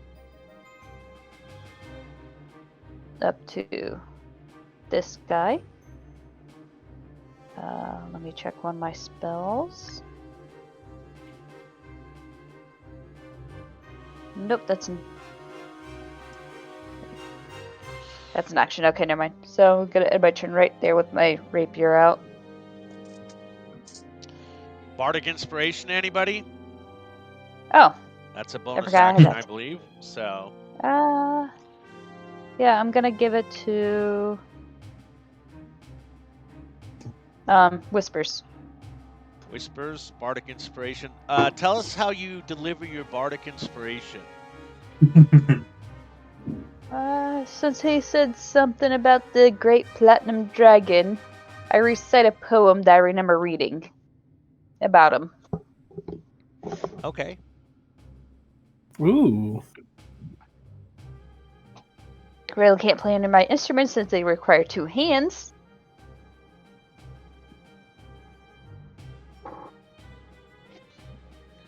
Okay. That ends your turn. That brings us to Whispers. All right. As a bonus action, I'm going to cast Healing fucking Word on myself. Okay. Oh, thank God. Healing yourself for 7 hit points. And then I'm going to attack. Is this the one that's hurt right here? Neither of them are hurt. I missed. Would I get advantage on this one? Or no? No. All right. Well, I'm just gonna swing at this one that's fucking in front of me, and I'm gonna Okay. use Bardic Inspiration when I swing. Yep. 19 hits. All right. Well, it doesn't matter. So 6 damage. As you smash into the warg, it whimpers out a cry, and it takes 6 points of damage from your bludgeoning damage. Is that end your turn? That's all I got. All right, Duncan, round 2. Round 2. All right. Let's see really quick.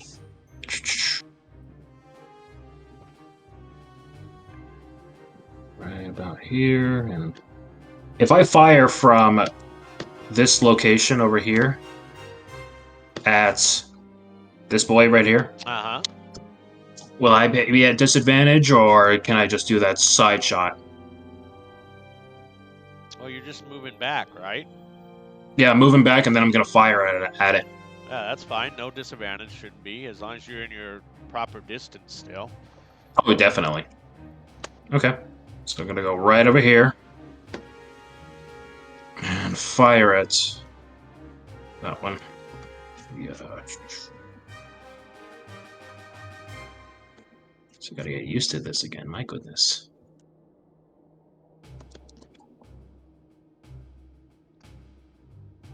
So I miss that- using yeah, dice, man. 11 misses as it goes flying past the board, the bolt. All right. Anything else? No, that's it. So this Shit warg rolls. bites at you again, unfortunately. A 20 hits you again. Sorry. That's it. I'm down. Down. Okay. Uh-oh. All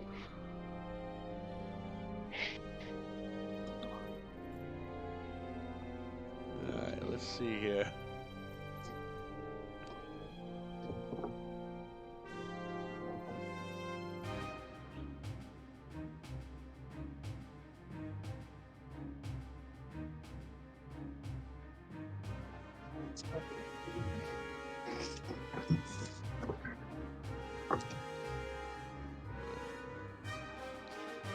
What is that? Okay. This warg here attacks the barbarian.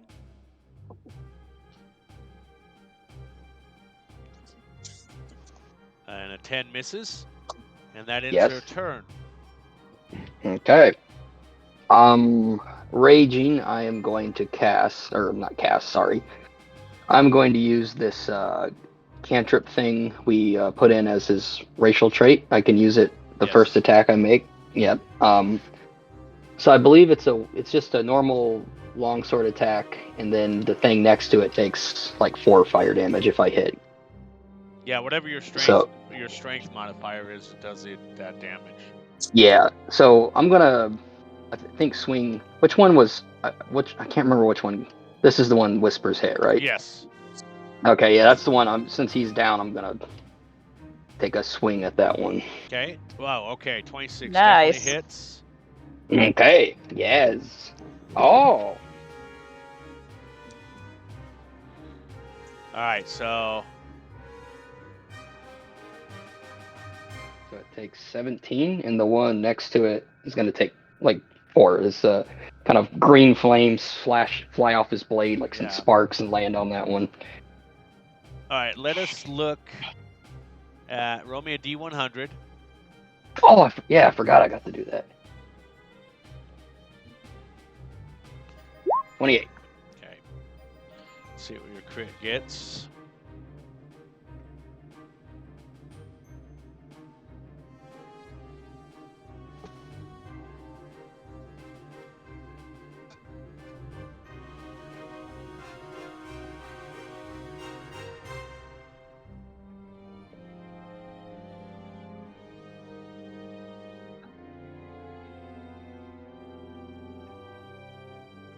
All right. So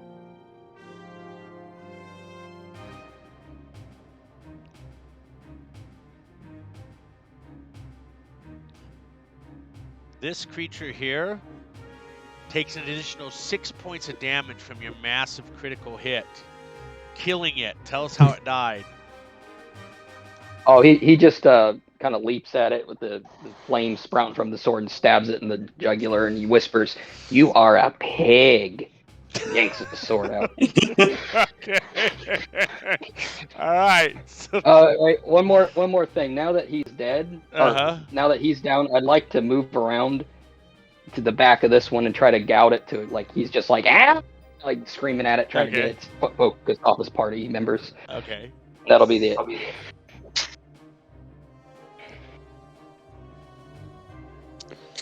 Okay. So, Okay. Explosivo. I'm gonna creep up and smack him on the smack Whispers on the forehead. Guess cure wounds. Like a little. Why is it not letting me fucking do spells? You smack him on the forehead as he's laying With there. like a little cloth band-aid. Oh, okay. It's not letting me roll spells for some reason. It's starting to bug me. What? It's not letting you roll?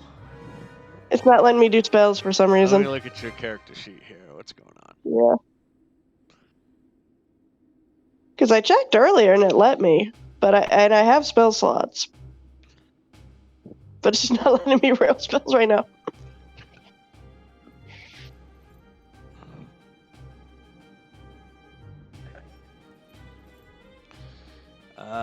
What are you trying to cast? Cure wounds.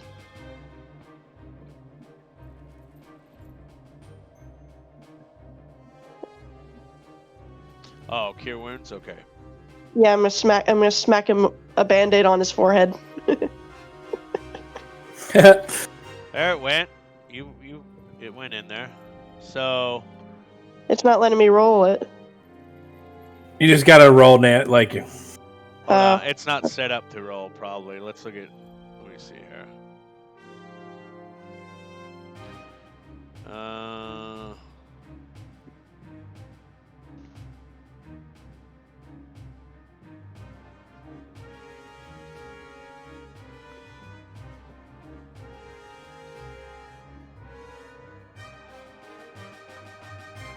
Oh, that is weird. It's not even in the description to get it to roll. Well, that's very weird. Okay. Well, you'll have to hand do it. There's a code for it. I can fix that for you with a code that you put into Would it. would it be just 1d8, or is the spell attack bonus affected at all? It's 1d8 plus your like proficiency or your cat. I don't know. Proficiency? Okay. Plus your spellcasting ability modifier. So roll it off your front of your sheet. That's where you need to roll it from, not from your spells Oh, list. okay. Okay. So I rolled a 10. Do you want to keep that, or you want to roll it yourself? I think 10's fine. Huh? Yeah, that's fine. Okay. All right. So anyway, Yeah, roll it yeah. off. Yeah, roll it off in your attack and spell casting on the front of your sheet, and not through your actual spell sheet. Okay. Okay. That should work for you. I'm gonna close that up. All right. So 10, you've got. Oh, you're almost at full health. That's cool. Okay. So you're Smash up. a band-aid on your forehead. So let's see. You've lost bardic inspiration, and you're no longer unconscious and dying. Let me get all these off real quick here. We've got next up. So that was. And I'm a explosive creep move. right back. A couple spaces. Okay. So, Okay. Andrite, we're lucky we got some healers here. It's crazy to see the cleric already fall. Get used to it. He's psycho. Well, it's also you playing, so. All right, Andrite, what you doing? Okay, I'm going to Uh-huh. go ahead and attack the Rorg in front of me with my rapier. And that's missed. Unfortunately, you swing, and the ward just kind of steps down a little bit, and your swing misses him, just barely missing him. Then I guess I'll give one of my bardic inspirations to our barbarian. Oh. Oh, okay. How do you deliver it to the barbarian?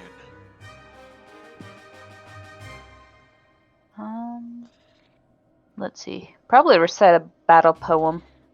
Oh, do you have one memorized? Can we hear part of it? No. No? No. Okay. You don't have to. I just wonder if you had something prepared. Just start making like weird It's- fucking animal sounds at him. It's All so right. beautiful. Like a tear comes out of Fitzjaw's eye. It just like really like keeps Oh. moved by these words. He's touched. Yeah. All right, so you've got Bardic Inspiration, and that ends Andrite's turn. That goes to Whispers, who now takes half his movement to get up. Yep, and I'm swinging at this fucking thing. All Ah. right, you got it. 15 hits. This warg cries out Boom! with 11 points of damage. That's a pretty mighty hit. It whimpers out and kind of howls a little bit as you hit it. Smashes it with bludgeoning damage. You got movement. Are you moving or are you done? No, I'll move to here next so he can get advantage. All right. Duncan Ironjaw. Crossbow. Yeah, since I'm right here, I might as well. You got to be able to hit this thing. You got. This is why I like rolling real dice. I don't like I hate that, but I want to play D&D, so here I am.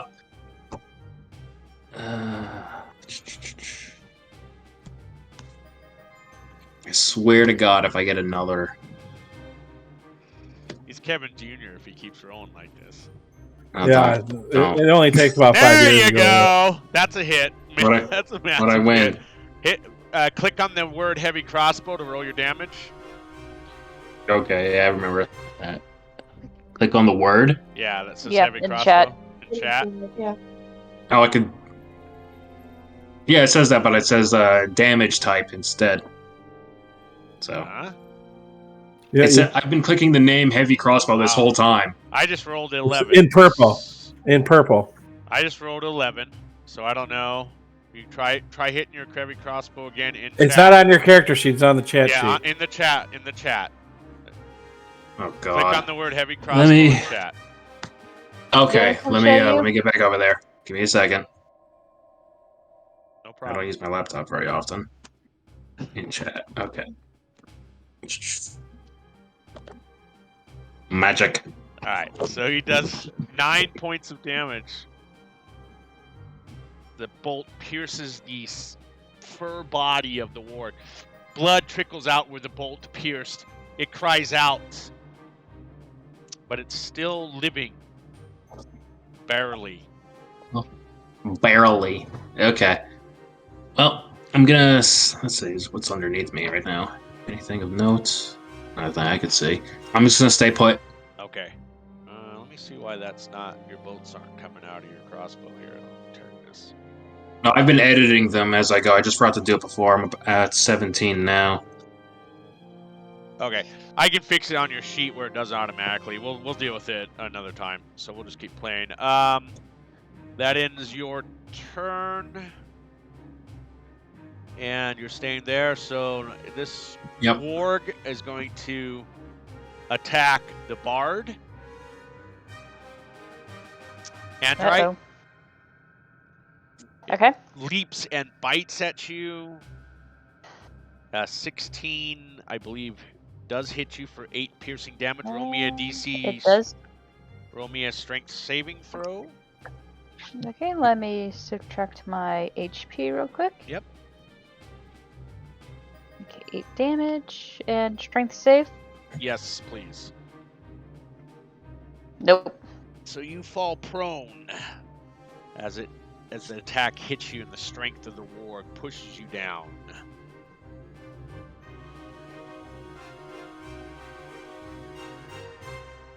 Okay. That ends the turn of the warg. It is now for Strala. All right, I'm going to flank him. Yay! That it? Oh Okay. God, yeah, 26. That's another crit. Yes. That yeah, that's an overkill. Tell us how it died. He's like slashes it. It turns around. He stabs it in the mouth. It like turns the handle of the sword and breaks its neck, and it just dies. Goodbye. Juicy. Awesome. All right. So at the moment, you do hear somewhere in the town. You hear like goblin talking. Like it's super muffled with the wind and the size of the town, but you kind of pick it up a little bit. But not like. Are we still in initiative? No, combat's over with. Combat. So. Oh, okay. I lose rage then. Yeah. I still have inspiration for 10 minutes though. Apparently, Yes. I looked it up. Yes, you do. So, You don't have to look it up. I'll tell you. okay. That way. You think I'd know from being the bard, but I don't. Well, I don't. I'm like, do I know what that does? And I have Wait I a don't even know what it does. Wait a second.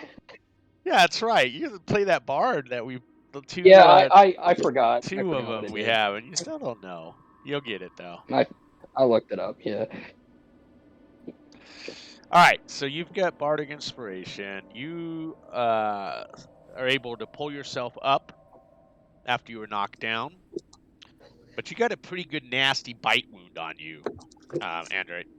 That needs to be healed, or something needs to take care of it, or that. No tattoo could cover it up. You're what? They said would be a spot for a new tattoo. Oh, okay. Battle scars, yeah. Where's my? Okay. Realizing that may not be built for close combat. All right, so interesting. We've got these wargs that you've taken care of.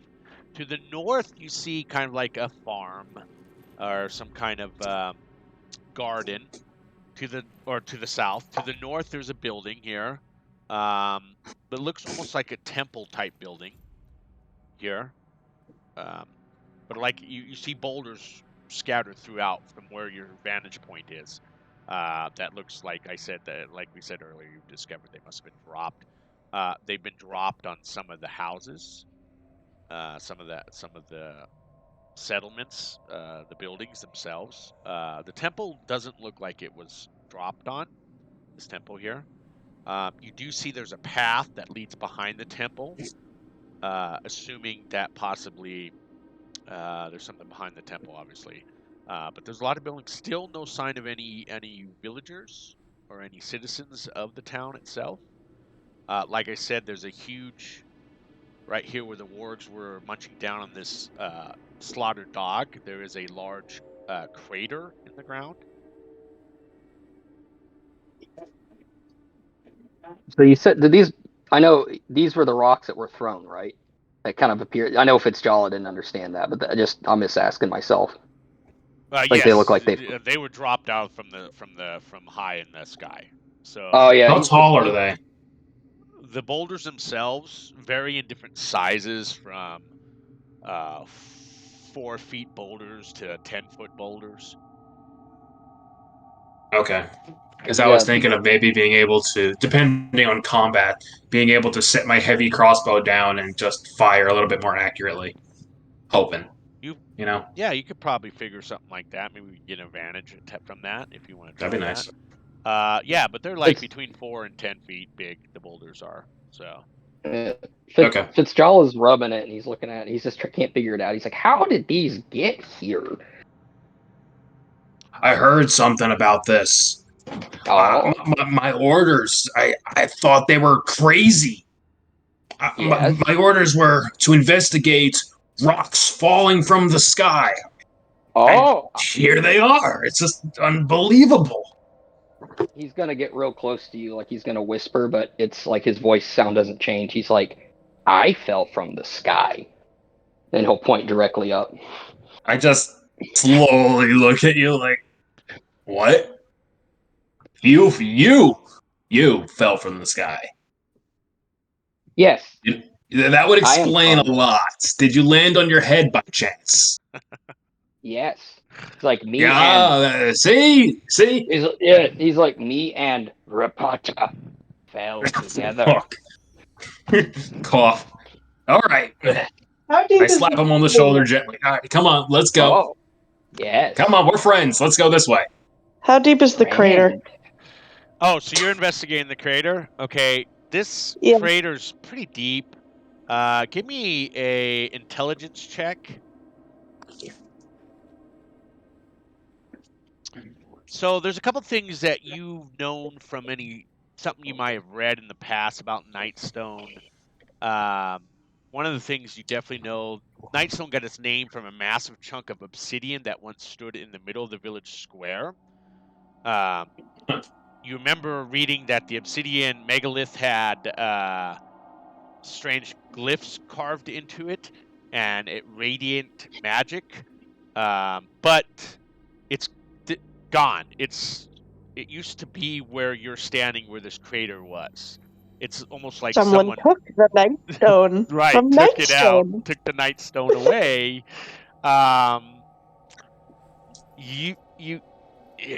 It's a huge stone, so it would have weighed tons, right? So grabbing that either through magic or some raw, huge physical strength could have grabbed it. I'm hating this more and more. Someone took Nightstone's famous Nightstone. And That's threw giant awesome. rocks everywhere. Whisper's gonna kick the one that fucking knocked him over. Oh, fucking god!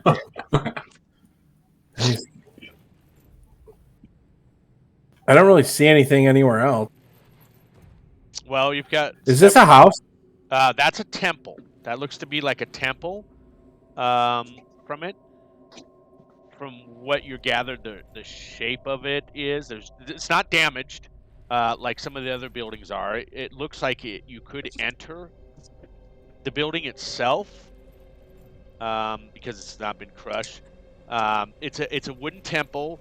What you notice is there's a sign on the front of the temple that has the symbol of Lathander. And you see there's a slender steeple and a bronze bell, and stained glass windows depicting images of birth, the dawning sun, trees, and unicorns. This is where the bell sound is coming from. It's ringing incessantly. It just keeps ringing of this bronze bell. The front door of the temple is ajar, and like I said, the ringing in the steeple of the temple is continuously ringing. We should probably turn that bell off. That horrible thing is giving me a headache. And I don't see anyone else coming. There's a lot of damage everywhere. I don't think anyone else is coming to turn this thing off or help or whatever. As you kind of stand right there, Fitzdrala, there's Yes. an open gate to what looks to be like a graveyard beyond. Oh. So with his sharp, instincts and stuff, can he notice anything like hiding, like he see any goblins scurrying in between gravestones or peeking out of windows or anything? Roll perception. Gotcha. Oh, I still have advantage. Well, it Yeah. fails. Yeah, nothing. We you are don't- safe. We are safe. I never take anyone's word, so can I also roll a perception as well? Sure. I never take anyone's word, man, unless I do it myself.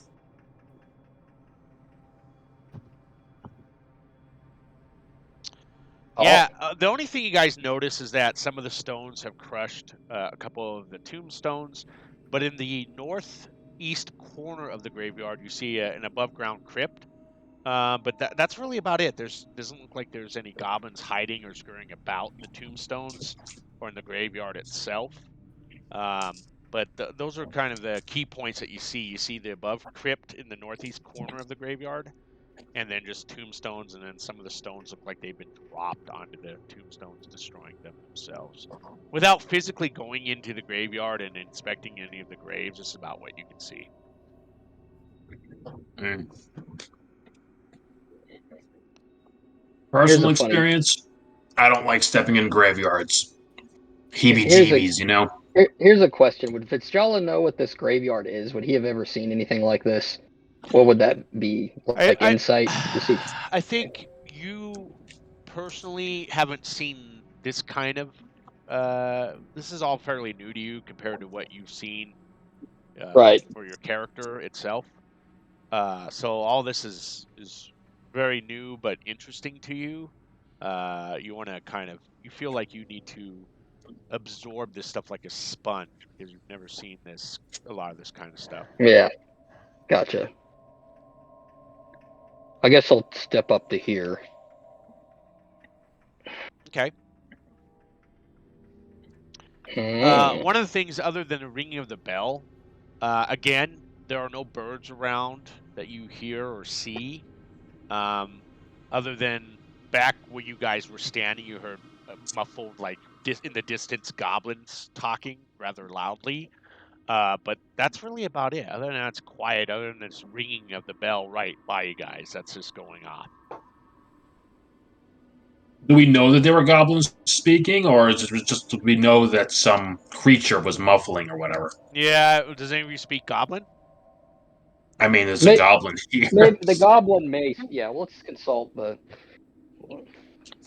goblin speak goblin. Well, I mean, they No. might not if they're raised by humans. Maybe they never spoke goblins, you know? Yes. He doesn't speak goblin? Oh. Yes, the goblin speaks goblin. All right, Oh. you would know then those were goblins speaking. Yeah. If I remember, you were adopted by a human, right? Isn't that your part of your backstory? Yeah, as a kid, I imagine it like elementary school English, like first couple of years when you're learning Okay. ABCs, 1, 2, 3s. Yeah. Okay. Not complicated speech. Okay. Can't write an essay in Goblin. All right. So you have basic understanding of Goblin. So yes, you knew those were goblins speaking, and you probably could tell the rest of your party that. Where there is wargs, there is goblins. Besides me, I don't have a warg. Probably best to know. Anyway, who wants to go inside this temple with me and turn off this blasted thing? I'll go. Yes. Yes. All right, heavy guy first. All right. So all of you are going to enter this temple. Is that what my understanding is? Fitzjala, if you guys, he would like to try to stealth and like peek his head in there. I know we don't have a rogue, but we'll see if he can just look. You want to Is that good? into the temple? Yeah. Okay. Yeah, to see if it's like an ambush. But yeah. I So don't know if it's high enough. yeah, you peek into the main room of the temple, the worship room. It's empty. There's nobody inside the worship part of the room, but there is to be like a back room to it that you notice. Okay. Fitzjala will just stomp in. All right, you're stomping. I meant just take a step in. I'm just being. Okay. I got to be more specific. He steps in. He steps in. Are you the only one? Or is everybody else going to follow behind you? I'm gonna Yeah, I'll follow go in. behind him. All right. Yeah, I'll follow. Crossbow ready though, in All case right. something pops up. I'd stay towards the back. Just you're going to see a dark screen for a moment, guys. Just give me a moment. Okay. I'm gonna We should probably be checking for survivors. I suggest we go from building to building and clear out what we can. And if there's any survivors, we need to find a special building or a clearing or something to put them all in for now, while we deal with this problem. And who knows, maybe we'll get paid. People like being alive, yes? Grateful people like being alive. Grateful people have money. Well, looking around the place, they need that money to rebuild. Finder's fee for saving their lives. I'm okay with a 10% little something. I'm not gonna steal their golden chests and idols. Give me a good solid gold ring and I'll be happy. All right. I think the only person I need to put in there is Android. Me. But I'm gonna get the rest of you in here.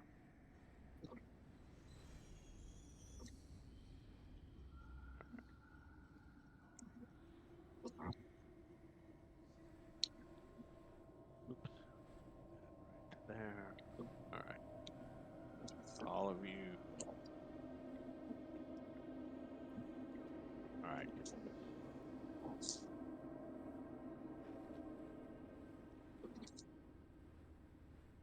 Oh, that's tiny. All right. So let me give you the description of the room. Let me get Android in here, and I'll give you a description.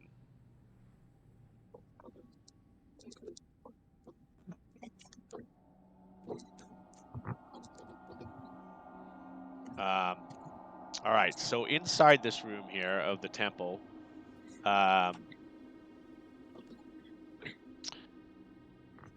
sunlight pours into the high vaulted chamber through the 4 stained glass windows as the sun starts to set. So does this, the sunlight that's pouring through into the north and south walls. Beneath the windows are plain wooden benches for the elderly or infirm to sit on.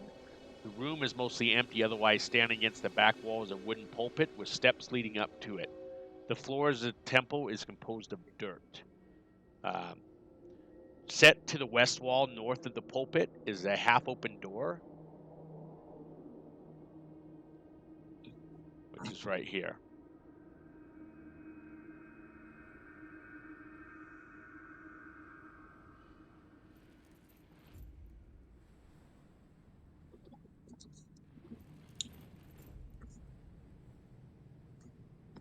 And so you're hearing that bell ring inside here really loud. It's, constantly. It sounds like there's some kind of ruckus happening in the room behind the door that's partially open. And that's also where the loud bell sounds are coming from. It's like the steeples above that small room there.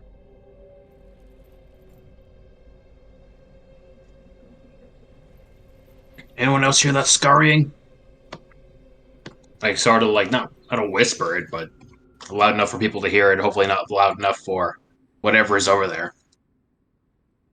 Okay, big guys in front. Okay. Sorry, I'm back. I had to go for a second. Yeah, that's fine. I want to try shouting. I want to try shouting out in Goblin. Stop playing with the bell. And the bell like stops. Oh, And then you hear back at you, Goblin, "Who go there?" Yeah, I'm just Think of gonna a look name. confused. I don't know what they're talking about, but I'm like,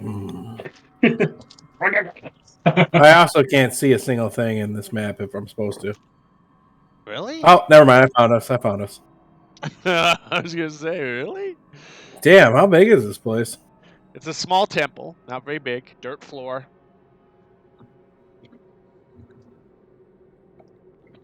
Just say back like, it's hurting my head.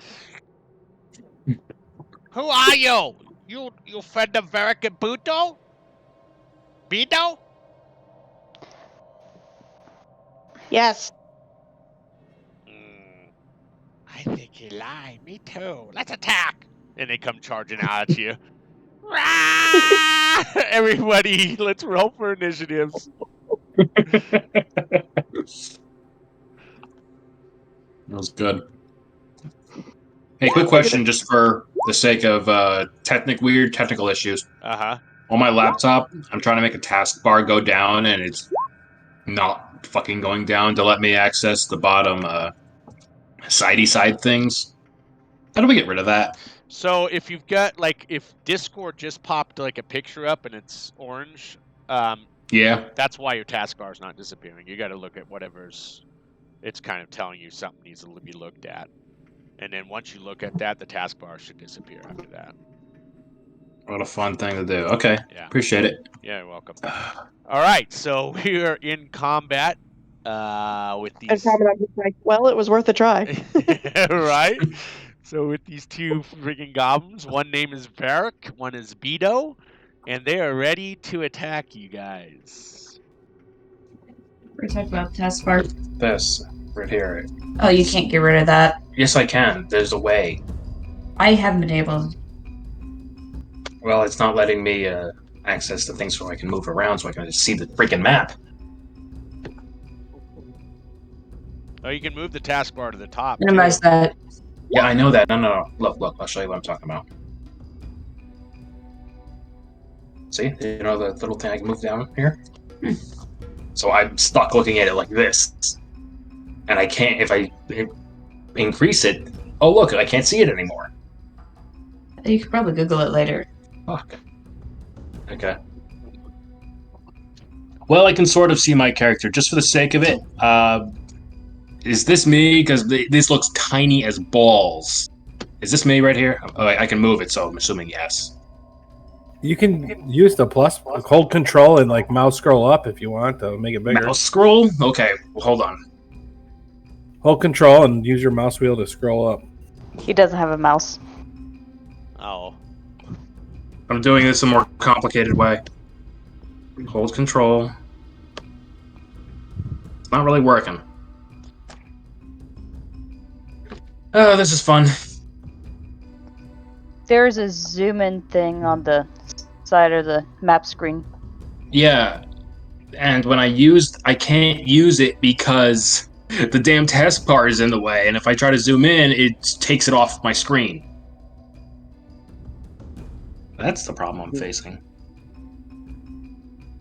I don't know, I'm just gonna try to do this the best I can. Which is tiny. Fuck, I'll even take a picture if I have to with my phone and zoom in.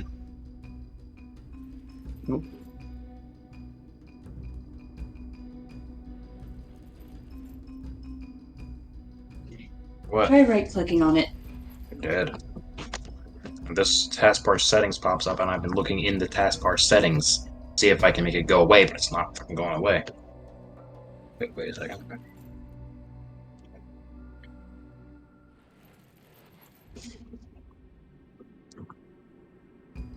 Yeah, so automatically it's checked, but it's not. See? Okay. Well, let's Fritz Jala. Jala, you're up, buddy. Yeah, this little goblin comes running down. He has no idea what he's about to. Basically, can almost run right into him. As he charged forward, he's going to swing his sword. Okay. Oh my god. What the hell? That's like 3 or 4 in a row with you. That Is is something up? so crazy. All right, roll your Listen, I don't think I've ever rolled that many with Mort. Seriously. God. So, what's going to happen is you're going to roll all your crits tonight. The next week you're going to Yeah. have nothing but fails. So, And the goblins, yeah. yeah, that thing is. So you hit that thing so hard it goes flying against the freaking wall by the parapet there, and is deader than dead. Tell us how it died. Oh, just like exactly like you said, just it comes battle crying. Fitzgerald charges it, hits it. And he just stops and just stares. This big giant elf with a mohawk just leers at this little guy here. And you hear Beetle goes, "Fuck my friend!" Alright, so that, you move? Oh, yeah, he'll come, he'll just stand. He's not saying anything. Okay. He just stands right there, staring down at this little goblin. Mark is dead, so we'll take him out of our turn order. Jesus. Whispers! Whispers. All right. I'm coming to here, and I'm swinging at this guy. Okay. That's a hit. Also, tell us how he died. You smashed his right in the top of the head, and you just hear his neck crack. Alright, so... It's like 2 inches shorter. Alright, so that ends combat. There's no other threats in the Whoa. temple. The bell has stopped ringing. Non-stop. And so that is completely done now. It's quiet again. But you have this back room to investigate where they came running out of. So glad I didn't rage. No. Well, if Fitzgerald just kind of stands there, he looks at he's, doesn't ever know what's going on, but he's looking at the party to see if they want to do anything before they go in the back room. I want to check if the goblins potentially have any bolts on them. No, but you forgot to recover your bolts from earlier. When you go back outside, what you'll do is you usually get to recover half your bolts. So if you fired 3, you would get 1 back. Okay, I'll keep that in mind. Yeah, we always round down in D&D. So they don't have any bolts on them. Who's entering the other room? Is anybody going to enter the other room? Oh, yeah. Fitzgerald will walk his way in there. All right, the back room contains a plain wooden bed, and the mattress has been torn apart and a straw pulled out. The floor is strewn with the contents of 2 wooden chests. You have priestly vestments and worthless personal effects. Obviously, they were rummaging around in there, and then there's a knotted rope hangs from the steeple all the way down to this room, and obviously that's where there's goblin crap all over dirty stuff all over the rope where they've been ringing it. So but there's 2 sacks lying on the steeple floor, tied up with some twine, but there's they look full. They're near the rope of where it rings the steeple bell.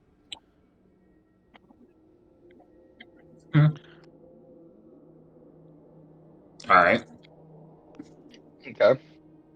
I guess Fitzgerald will go up to the first one and pick it open.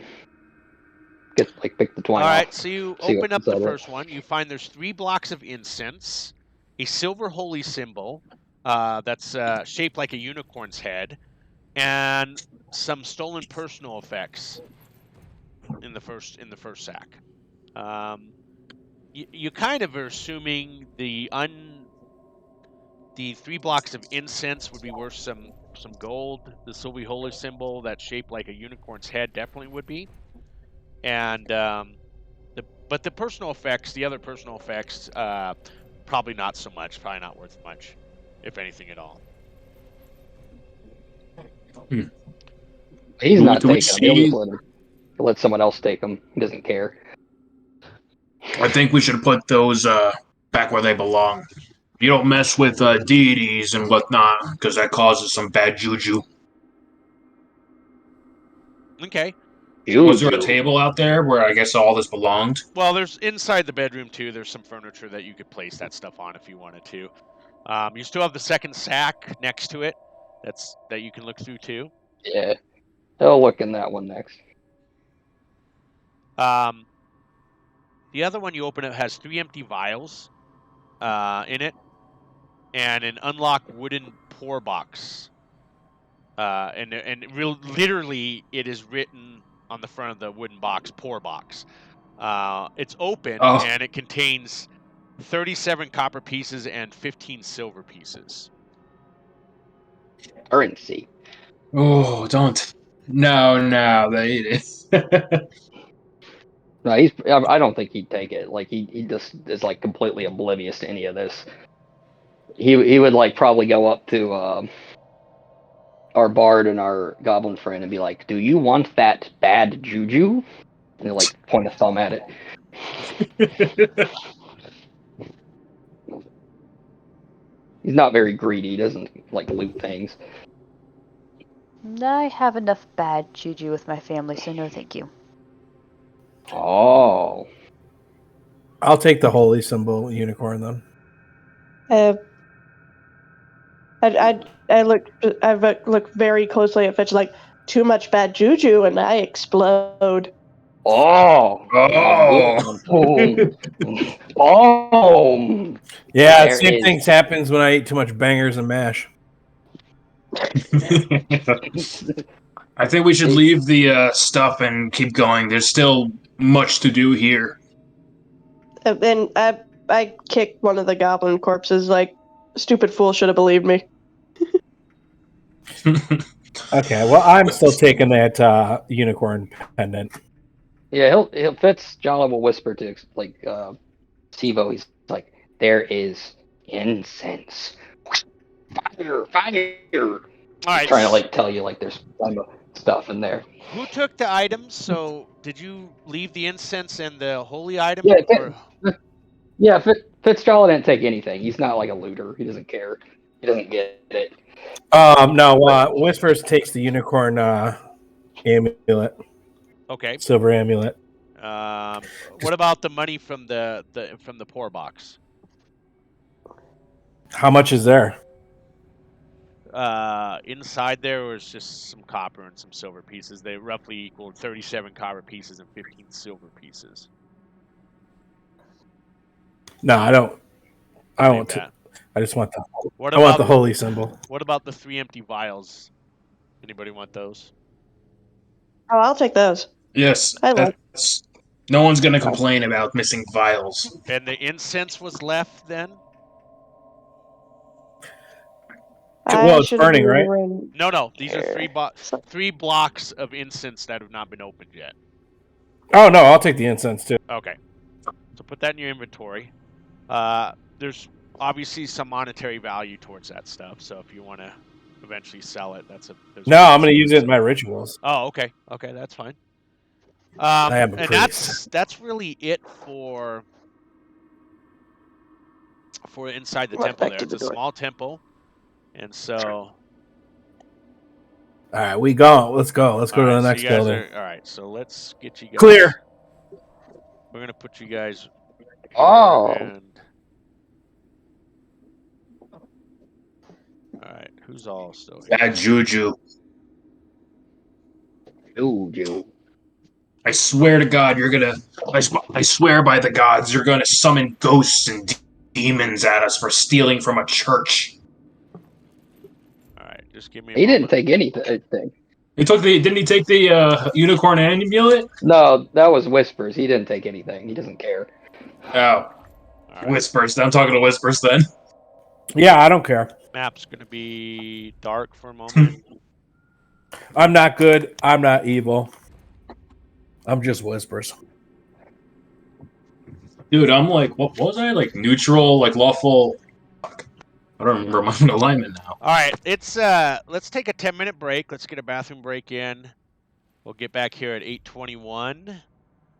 And then we'll continue on from there. How's that sound, everybody? Ew.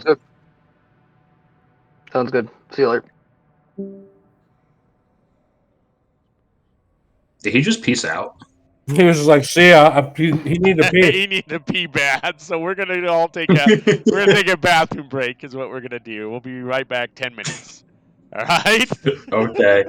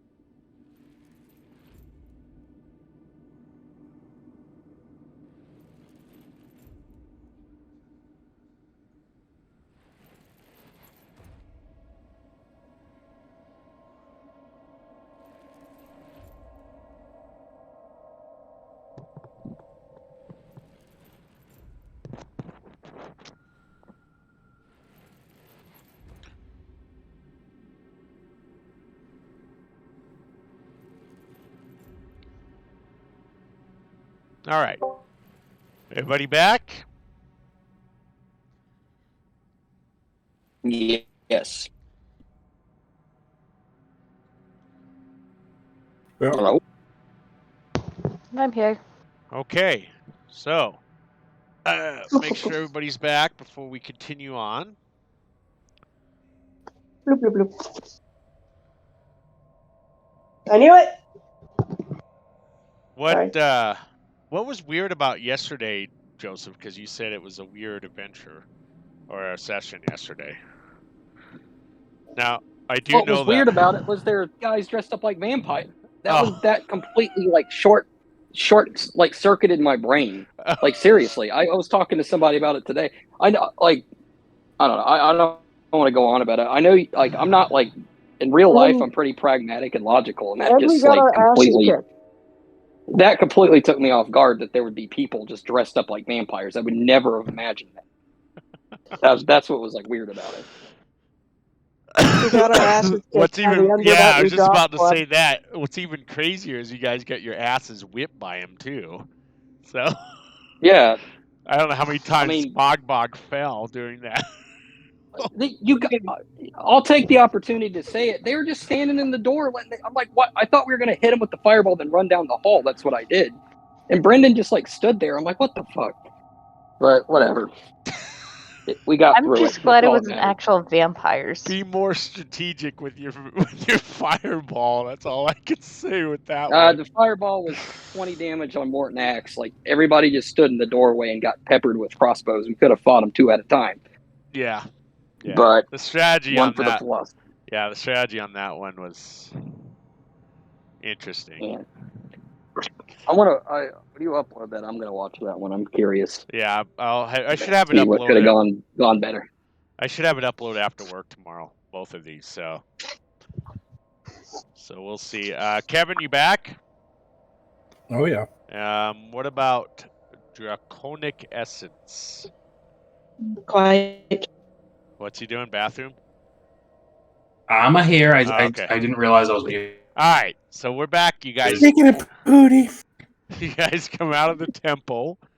You have the graveyard you noticed, right? There's another house right here, like another building, or just in this general area. To the south, you have this like farm, this little garden, like farm area, and there's some more buildings to the south with it. What do you guys want to do? But Charles is curious about the grave. About the graveyard? Yeah, you said there's an above ground crypt. Yeah, that's right here.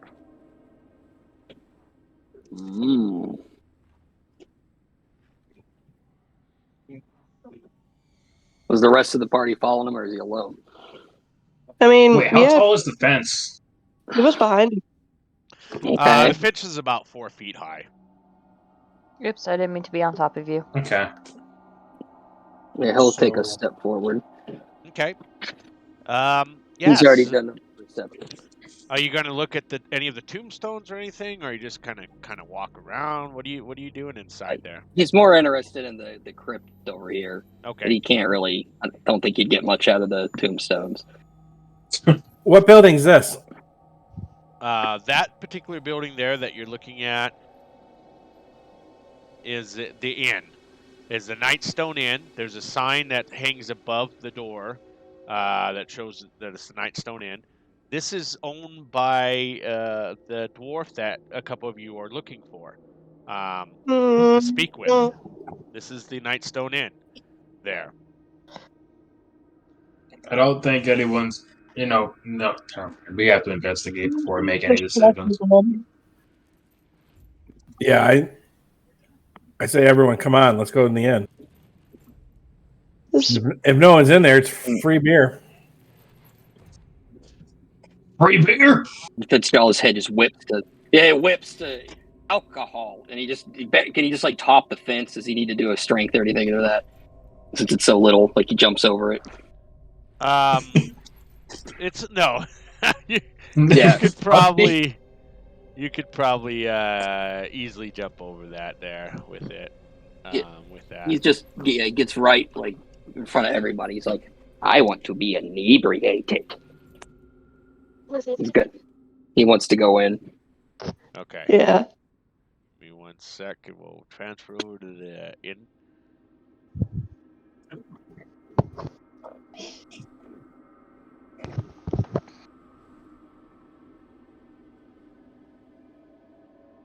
Okay.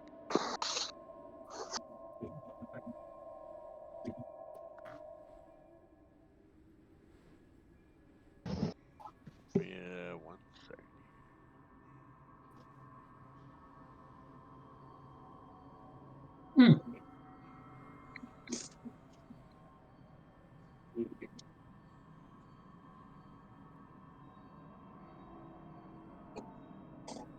All right. Let's get you guys into the building here. Nightstone in as you open the wooden door that's still there. It does look like it's partially damaged, like one of the boulders had hit the inn itself. All right, you guys are going to go dark for a moment here. That way I can place you into this map.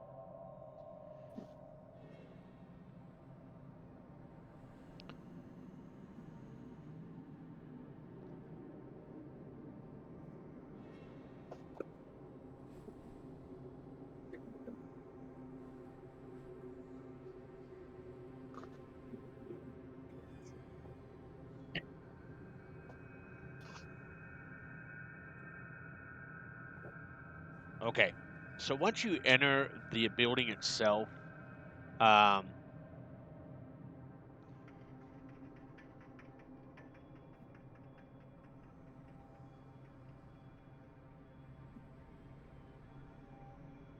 I got you on the wrong floor. Sorry, guys. Hold on a second. What the hell? It's weird. All right.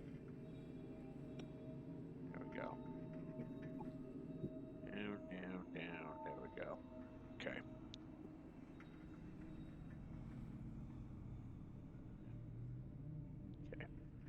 So you've entered the inn, and the very first thing you notice is one of the boulders has gone through the roof of the room, and you see that it's strewn with wreckage. Giant rock punched through the roof and landed here, destroying a dining room table and a pair of long benches. The remains of a bed and wardrobe from the chamber above lie among the shattered dining room furnishing. 2 smaller round tables and several chairs remain intact, and resting atop each table is an unlit oil lamp. You do hear a sound coming from the north, like there's someone rummaging from the north. There's a door that leads to it, and then there's stairs that actually go up in the inn. Glad I wasn't eating here when this happens. Yikes. Is anyone dead or injured? Not that you can see within the building itself there, with it. And I asked the goblin to speak in her tongue again and see if she can sucker him back down. Sounds like goblins. Smells like goblins. Well, that didn't work last time. Why would it work this time?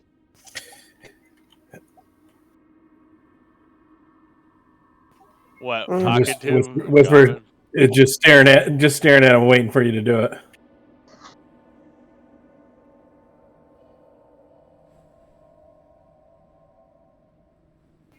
Talk to the goblins upstairs. Talk to the goblins. I'm actually gonna head towards the pantry and just start saying I'm hungry and goblin.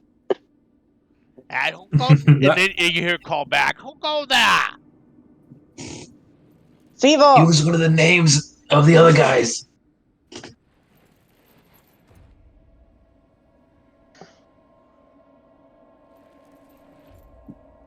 Sivo, I'm hungry. Who?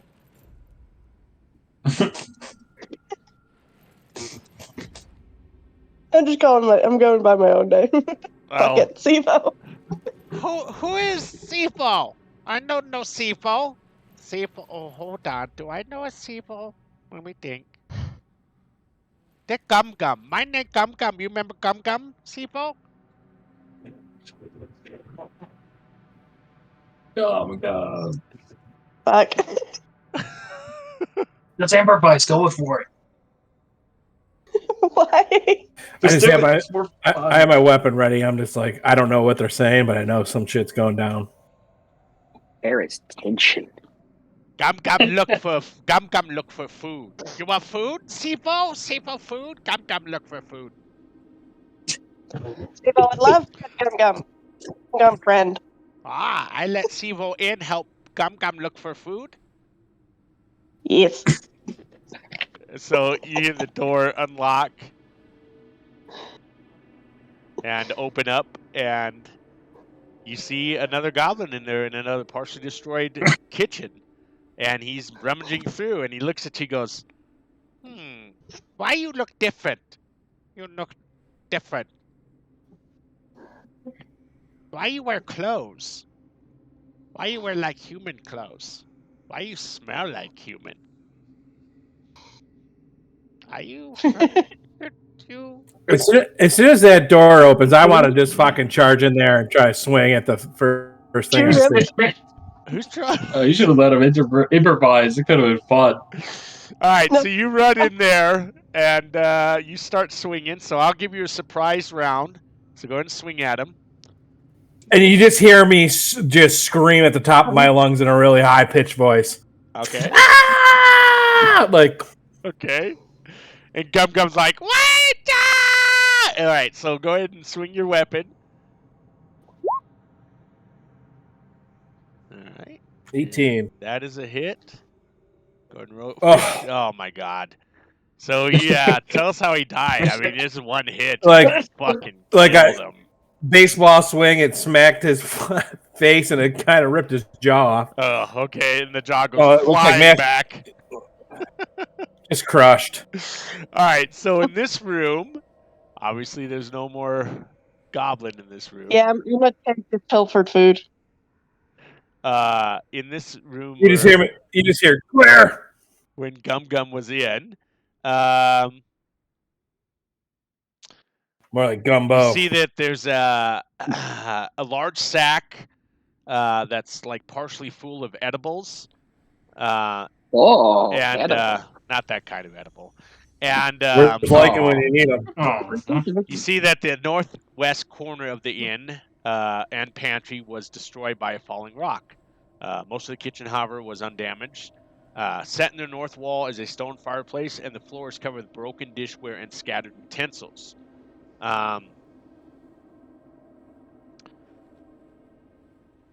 Yeah, so do you want to check the sack? Oh yeah. So it must have been Gum Gum putting stuff in there, because there's several muffins, a block of cheese, a cooked chicken, a frying pan, an iron pot, a bullseye lantern, 2 flasks of oil, a set of cook's utensil, a jar of cloves, a jar of saffron, a dented silver jug, and a cracked hourglass. That was what was in Gum Gum's sack. a cracked hourglass. Probably from when he put it in there. Yep, so if you guys want any of that stuff, let me know and put it in your inventory. I'll tell you again what's in it. So there's several muffins, a block of cheese, I want the cheese. a cooked Damn chicken, it. a frying pan, an iron pot, a bullseye lantern, 2 flasks of oil, a set of cook's utensils, a jar of cloves, a jar of saffron, a dented silver jug, and a cracked hourglass. Some of those things that are maybe worth I'll some take the gold. cooked utensil. I'll take the pot and the pot, the frying pan, and the silver jug. Okay. The silver jug looks to be real silver, so it's probably could fetch some coin for you. And even the cracked hourglass, if it was repaired, might be worth some money as you're looking it over. This jar of saffron, anybody have like any cooking experience or any stuff like that? No. Maybe it would be fun to learn. All right. I mean, I am on the road. So you have a jar of saffron and a jar of cloves also. Okay.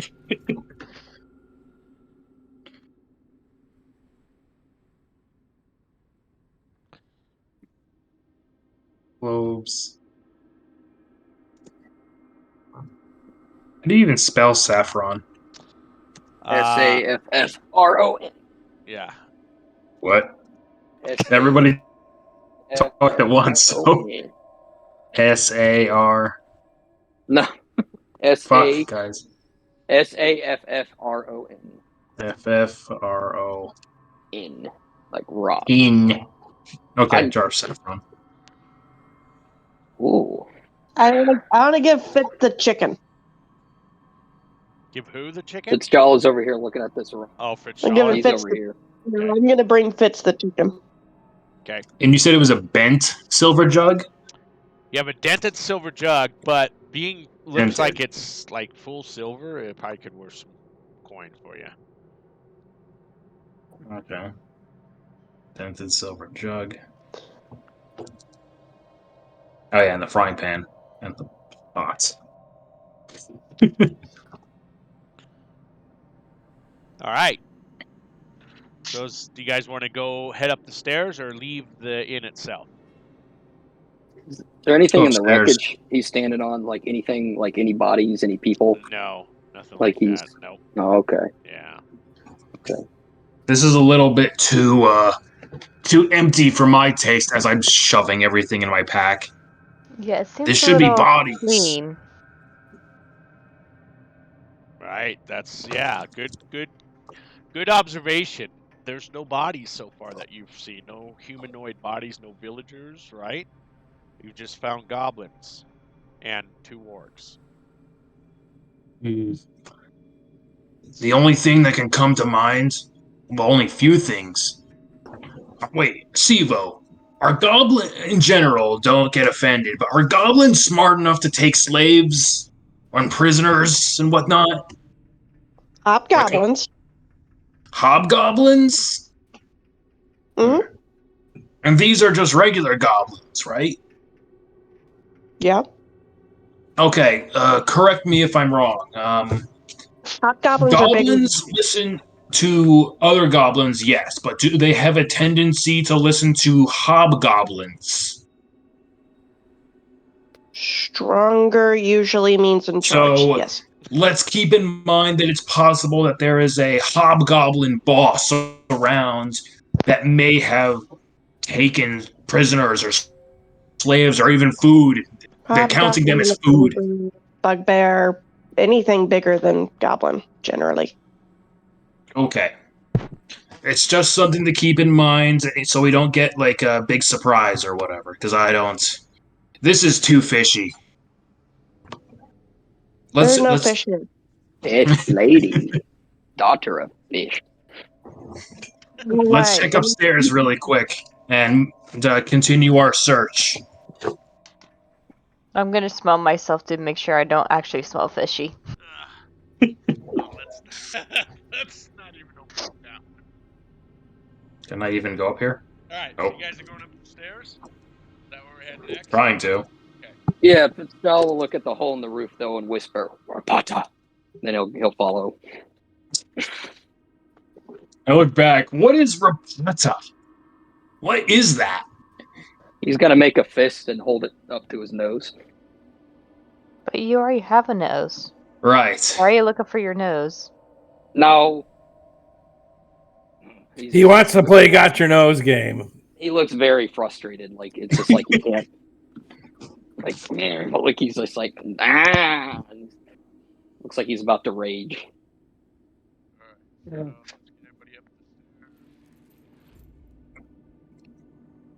up I disappeared. Oh. Okay, there I am.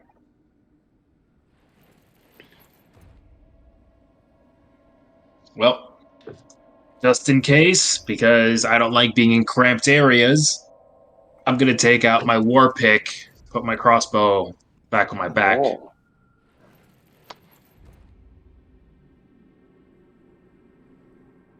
Oh, I didn't realize you What was that? Andrei? Andrei, you start. I can't do anything to heal myself unless the bread will heal me. Okay. Yeah, so you come up the stairs.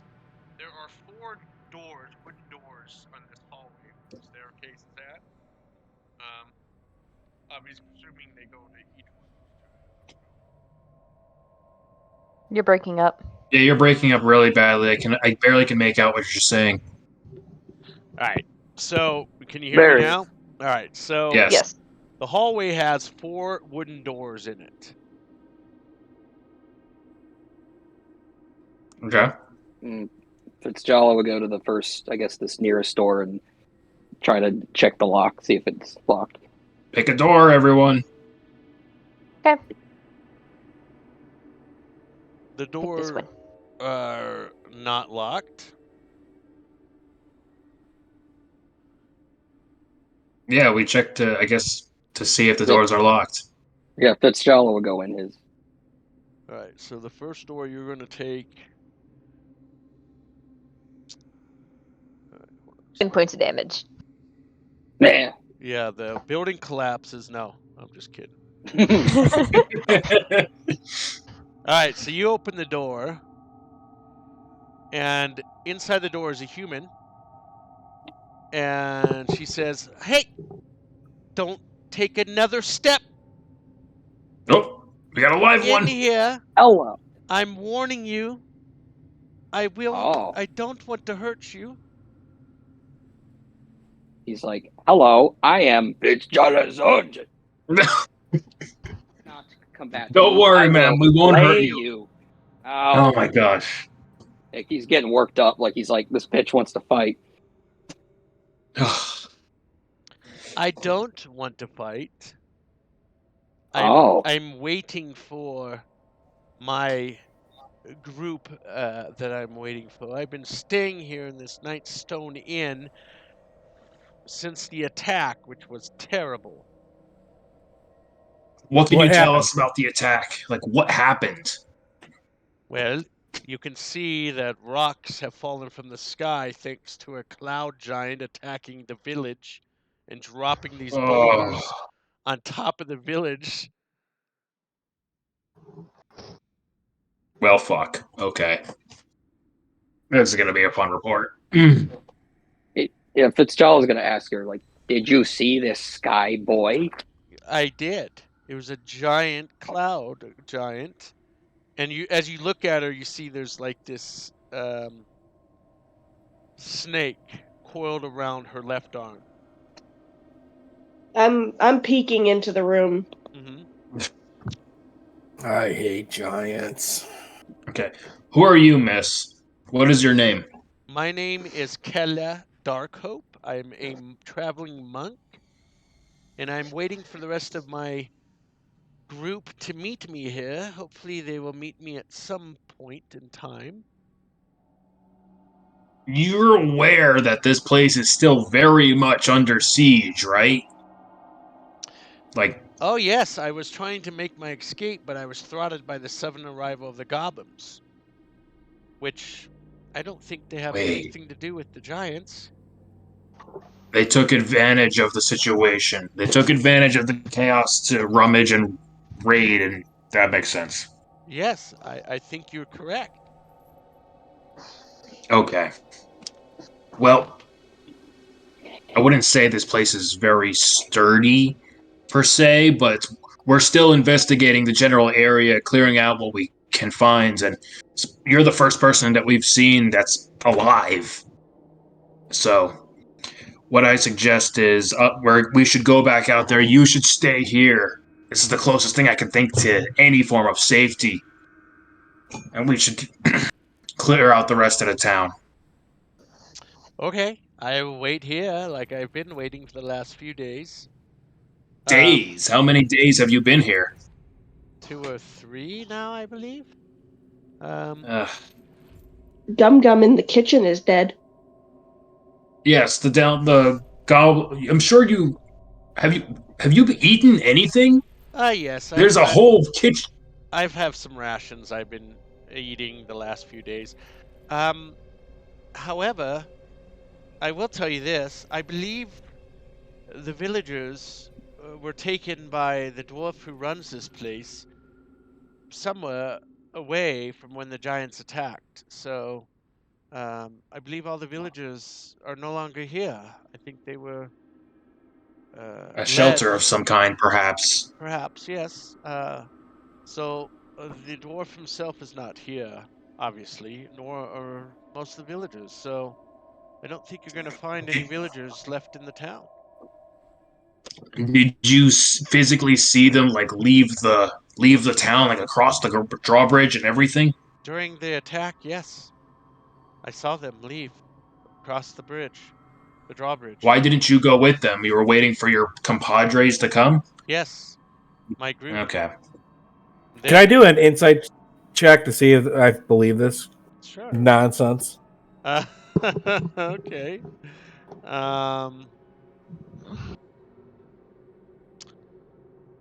Let me check really quick here. So you have an in 17. Okay.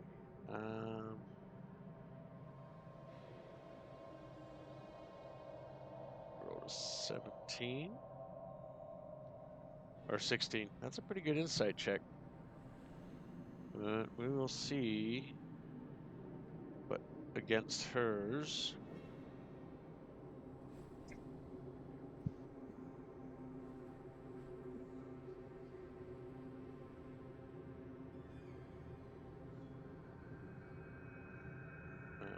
All right.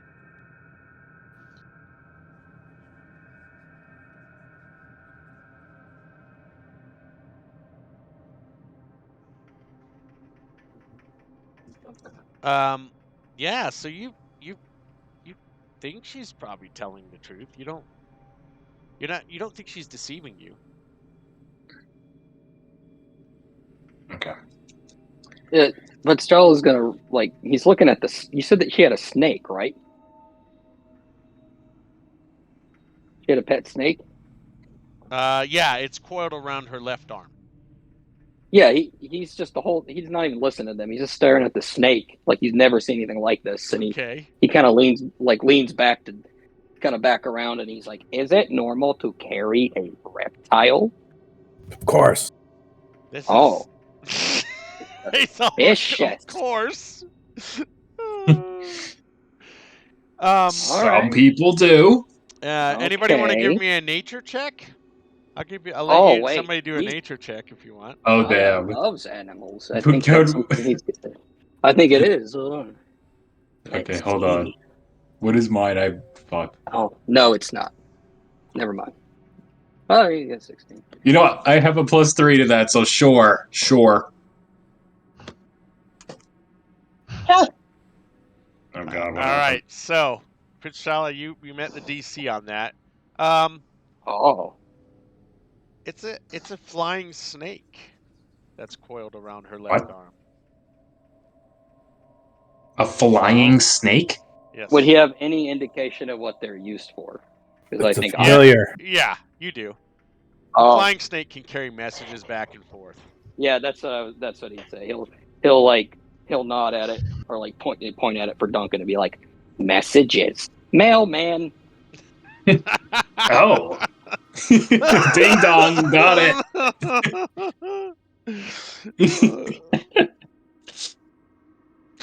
My friend here says that's a flying snake. Have you called for or sent any messages regarding the attack here for any form of reinforcements?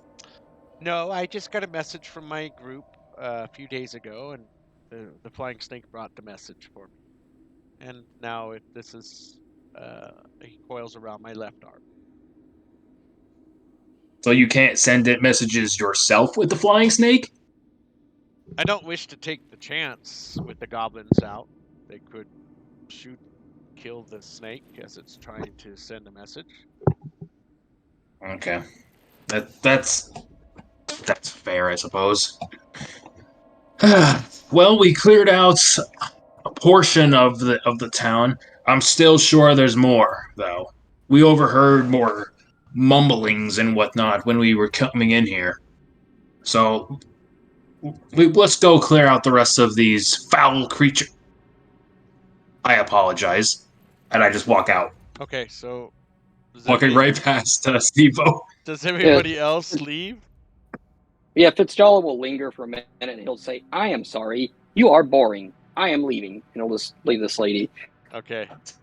Leave her alone. You Shut the hear- door behind him. Yeah, she shuts the door and closes the door behind herself there. So you have three other doors. There. Let's quickly check the doors and be on our way. All right. So the next door you open is this one. You open the door and inside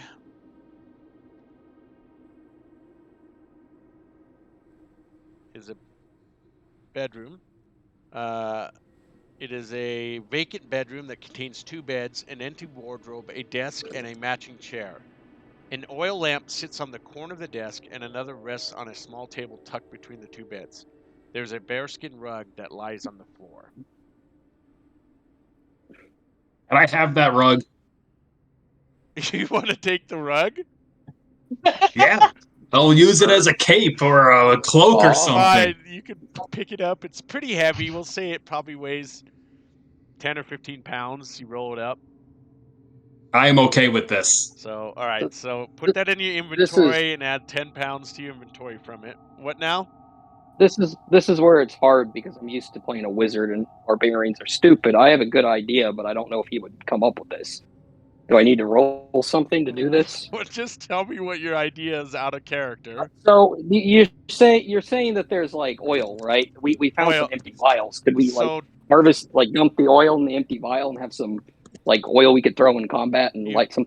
could on fire. make Hey, flasks that's of an idea. oil. That's an idea. But there were 2 down in the kitchen that no one grabbed. There were 2 flasks of oil down in the kitchen. So He'd never think of that though. That's the thing. He probably wouldn't even know what the lamp was. Dude, I'll take the No.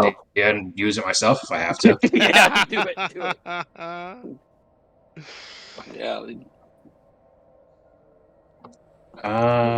Does not have more flammable liquids on him. So that's all do it.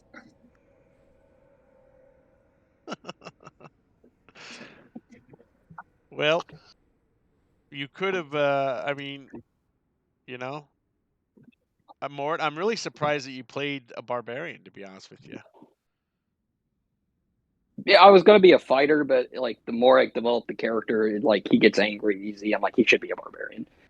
I thought you'd just be a wizard or some kind of magic user every character you play for now. No. I like. It's gonna be kind of weird not having spells. I'll say that, but we'll see. He gets some kind of magic things when he gets his ancestral guardian, so it might be interesting.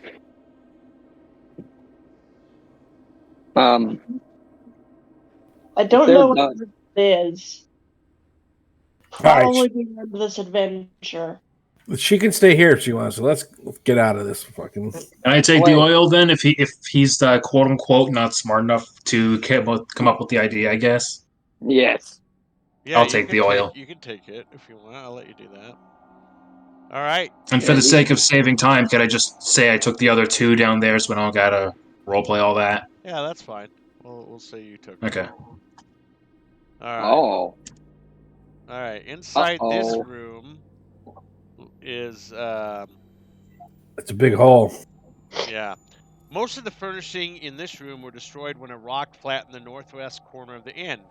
Hanging in the east wall is a tapestry depicting a mountain landscape, and tucked under the window in the southeast corner is a locked wooden chest. What remains of the floor is safe to walk on. Fitzgerald's going to go up to the chest. And he's going to say, "I will attempt to pick this lock." And then he's going to try to bash it open with his sword. What is it, a strength? Well, first of all, it's an iron chest, so it's going to be pretty hard to break Oh, through. no. It's got a lot of got a high armor class and a lot of hit points on that chest. So Oh.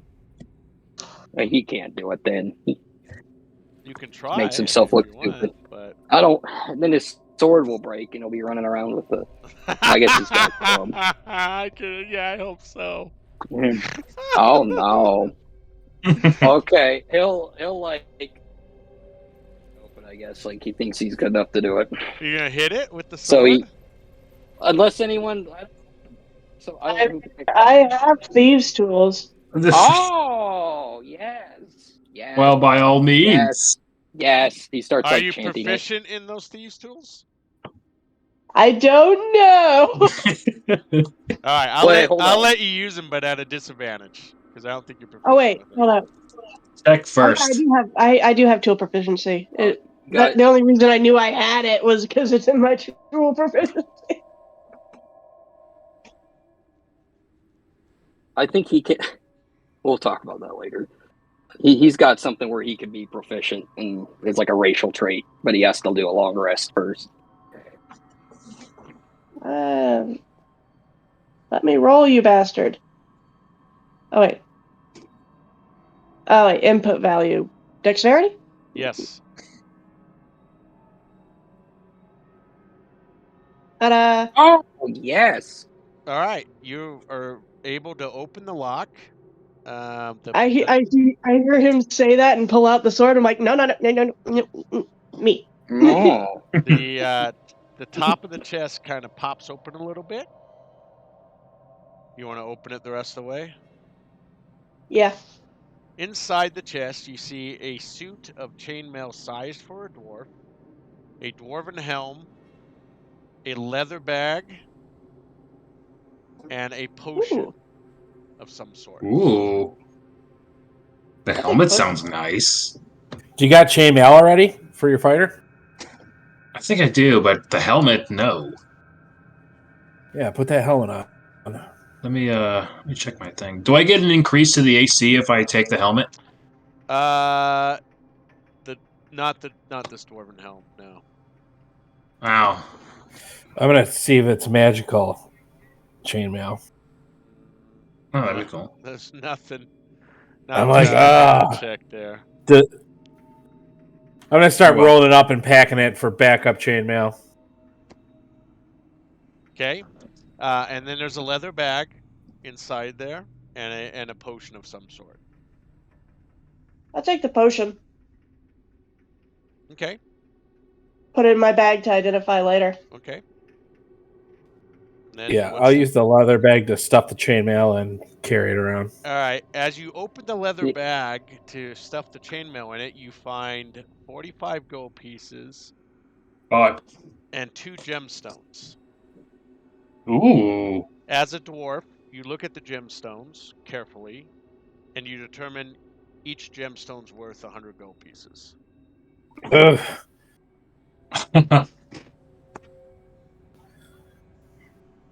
Dude, I'd take one of those for my payments for helping save this town. I'm Wait. just gonna leave it in the bag for right now, and we can divvy this up later. Okay. Speaking of that, who wants to do the party treasure? Don't all speak at once. I nominate Danielle because she's good at keeping track of stuff. Who does it in the other game? You I do. It's mostly Kevin that does it, but why not? I mean, Oh, Mort. I've done in Spelljammer. Kong, you've never done it. It's time. No. It's time. Okay. You have been chosen. All right, I'm putting it in your journal. Okay. Google gobble, Google gobble. All right, so it's edited by. Explosivo. There we go. All right, she can edit it. It should be in everybody's journal. And now Khan can edit and put the party treasure together for everybody. So. Okay. All right, let's call it a session. It's 9 o'clock. We're going to end the session here and pick it up next Tuesday at 6 p.m. Ugh. You want the Alright. helmet to be in the party treasury because it doesn't do anything for armor class?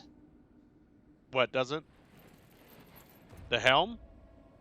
Hey, Duncan. Yeah, You want the helmet to be in the party treasury? sure. Okay. Oh, don't you want to wear it? I mean, it doesn't do anything to my AC, so Yeah, I but would then you won't get prefer, I would fucking knocked prefer to out, wear though. the bearskin rug. Oh god, wait, now I have a question. Does it count as any form of AC? It's a bearskin rug, my dude. Just a thought. No AC against it, but it will keep you warmer. Help you keep Hey! any It's, exhaustion. 45 gold and 2 gems worth 100 gold each. Yes. What did you say about exhaustion? Well, if it keeps you warmer, then you have like it takes longer for you to get exhausted in cold with something warm like that. Okay. So, I'll take it. but you're gonna have to make it. That's- Oh, well, I guess you could just wear it like it is. It'll look funky, but That's what I'm doing. okay. All right, sounds good. All right, everybody, have a great night. Good rest of the week. We will, of course, Monday night's game next Monday, but I should have these up by tomorrow night on the YouTube channel. All right. With that, everybody have a great night, and we'll see you next week.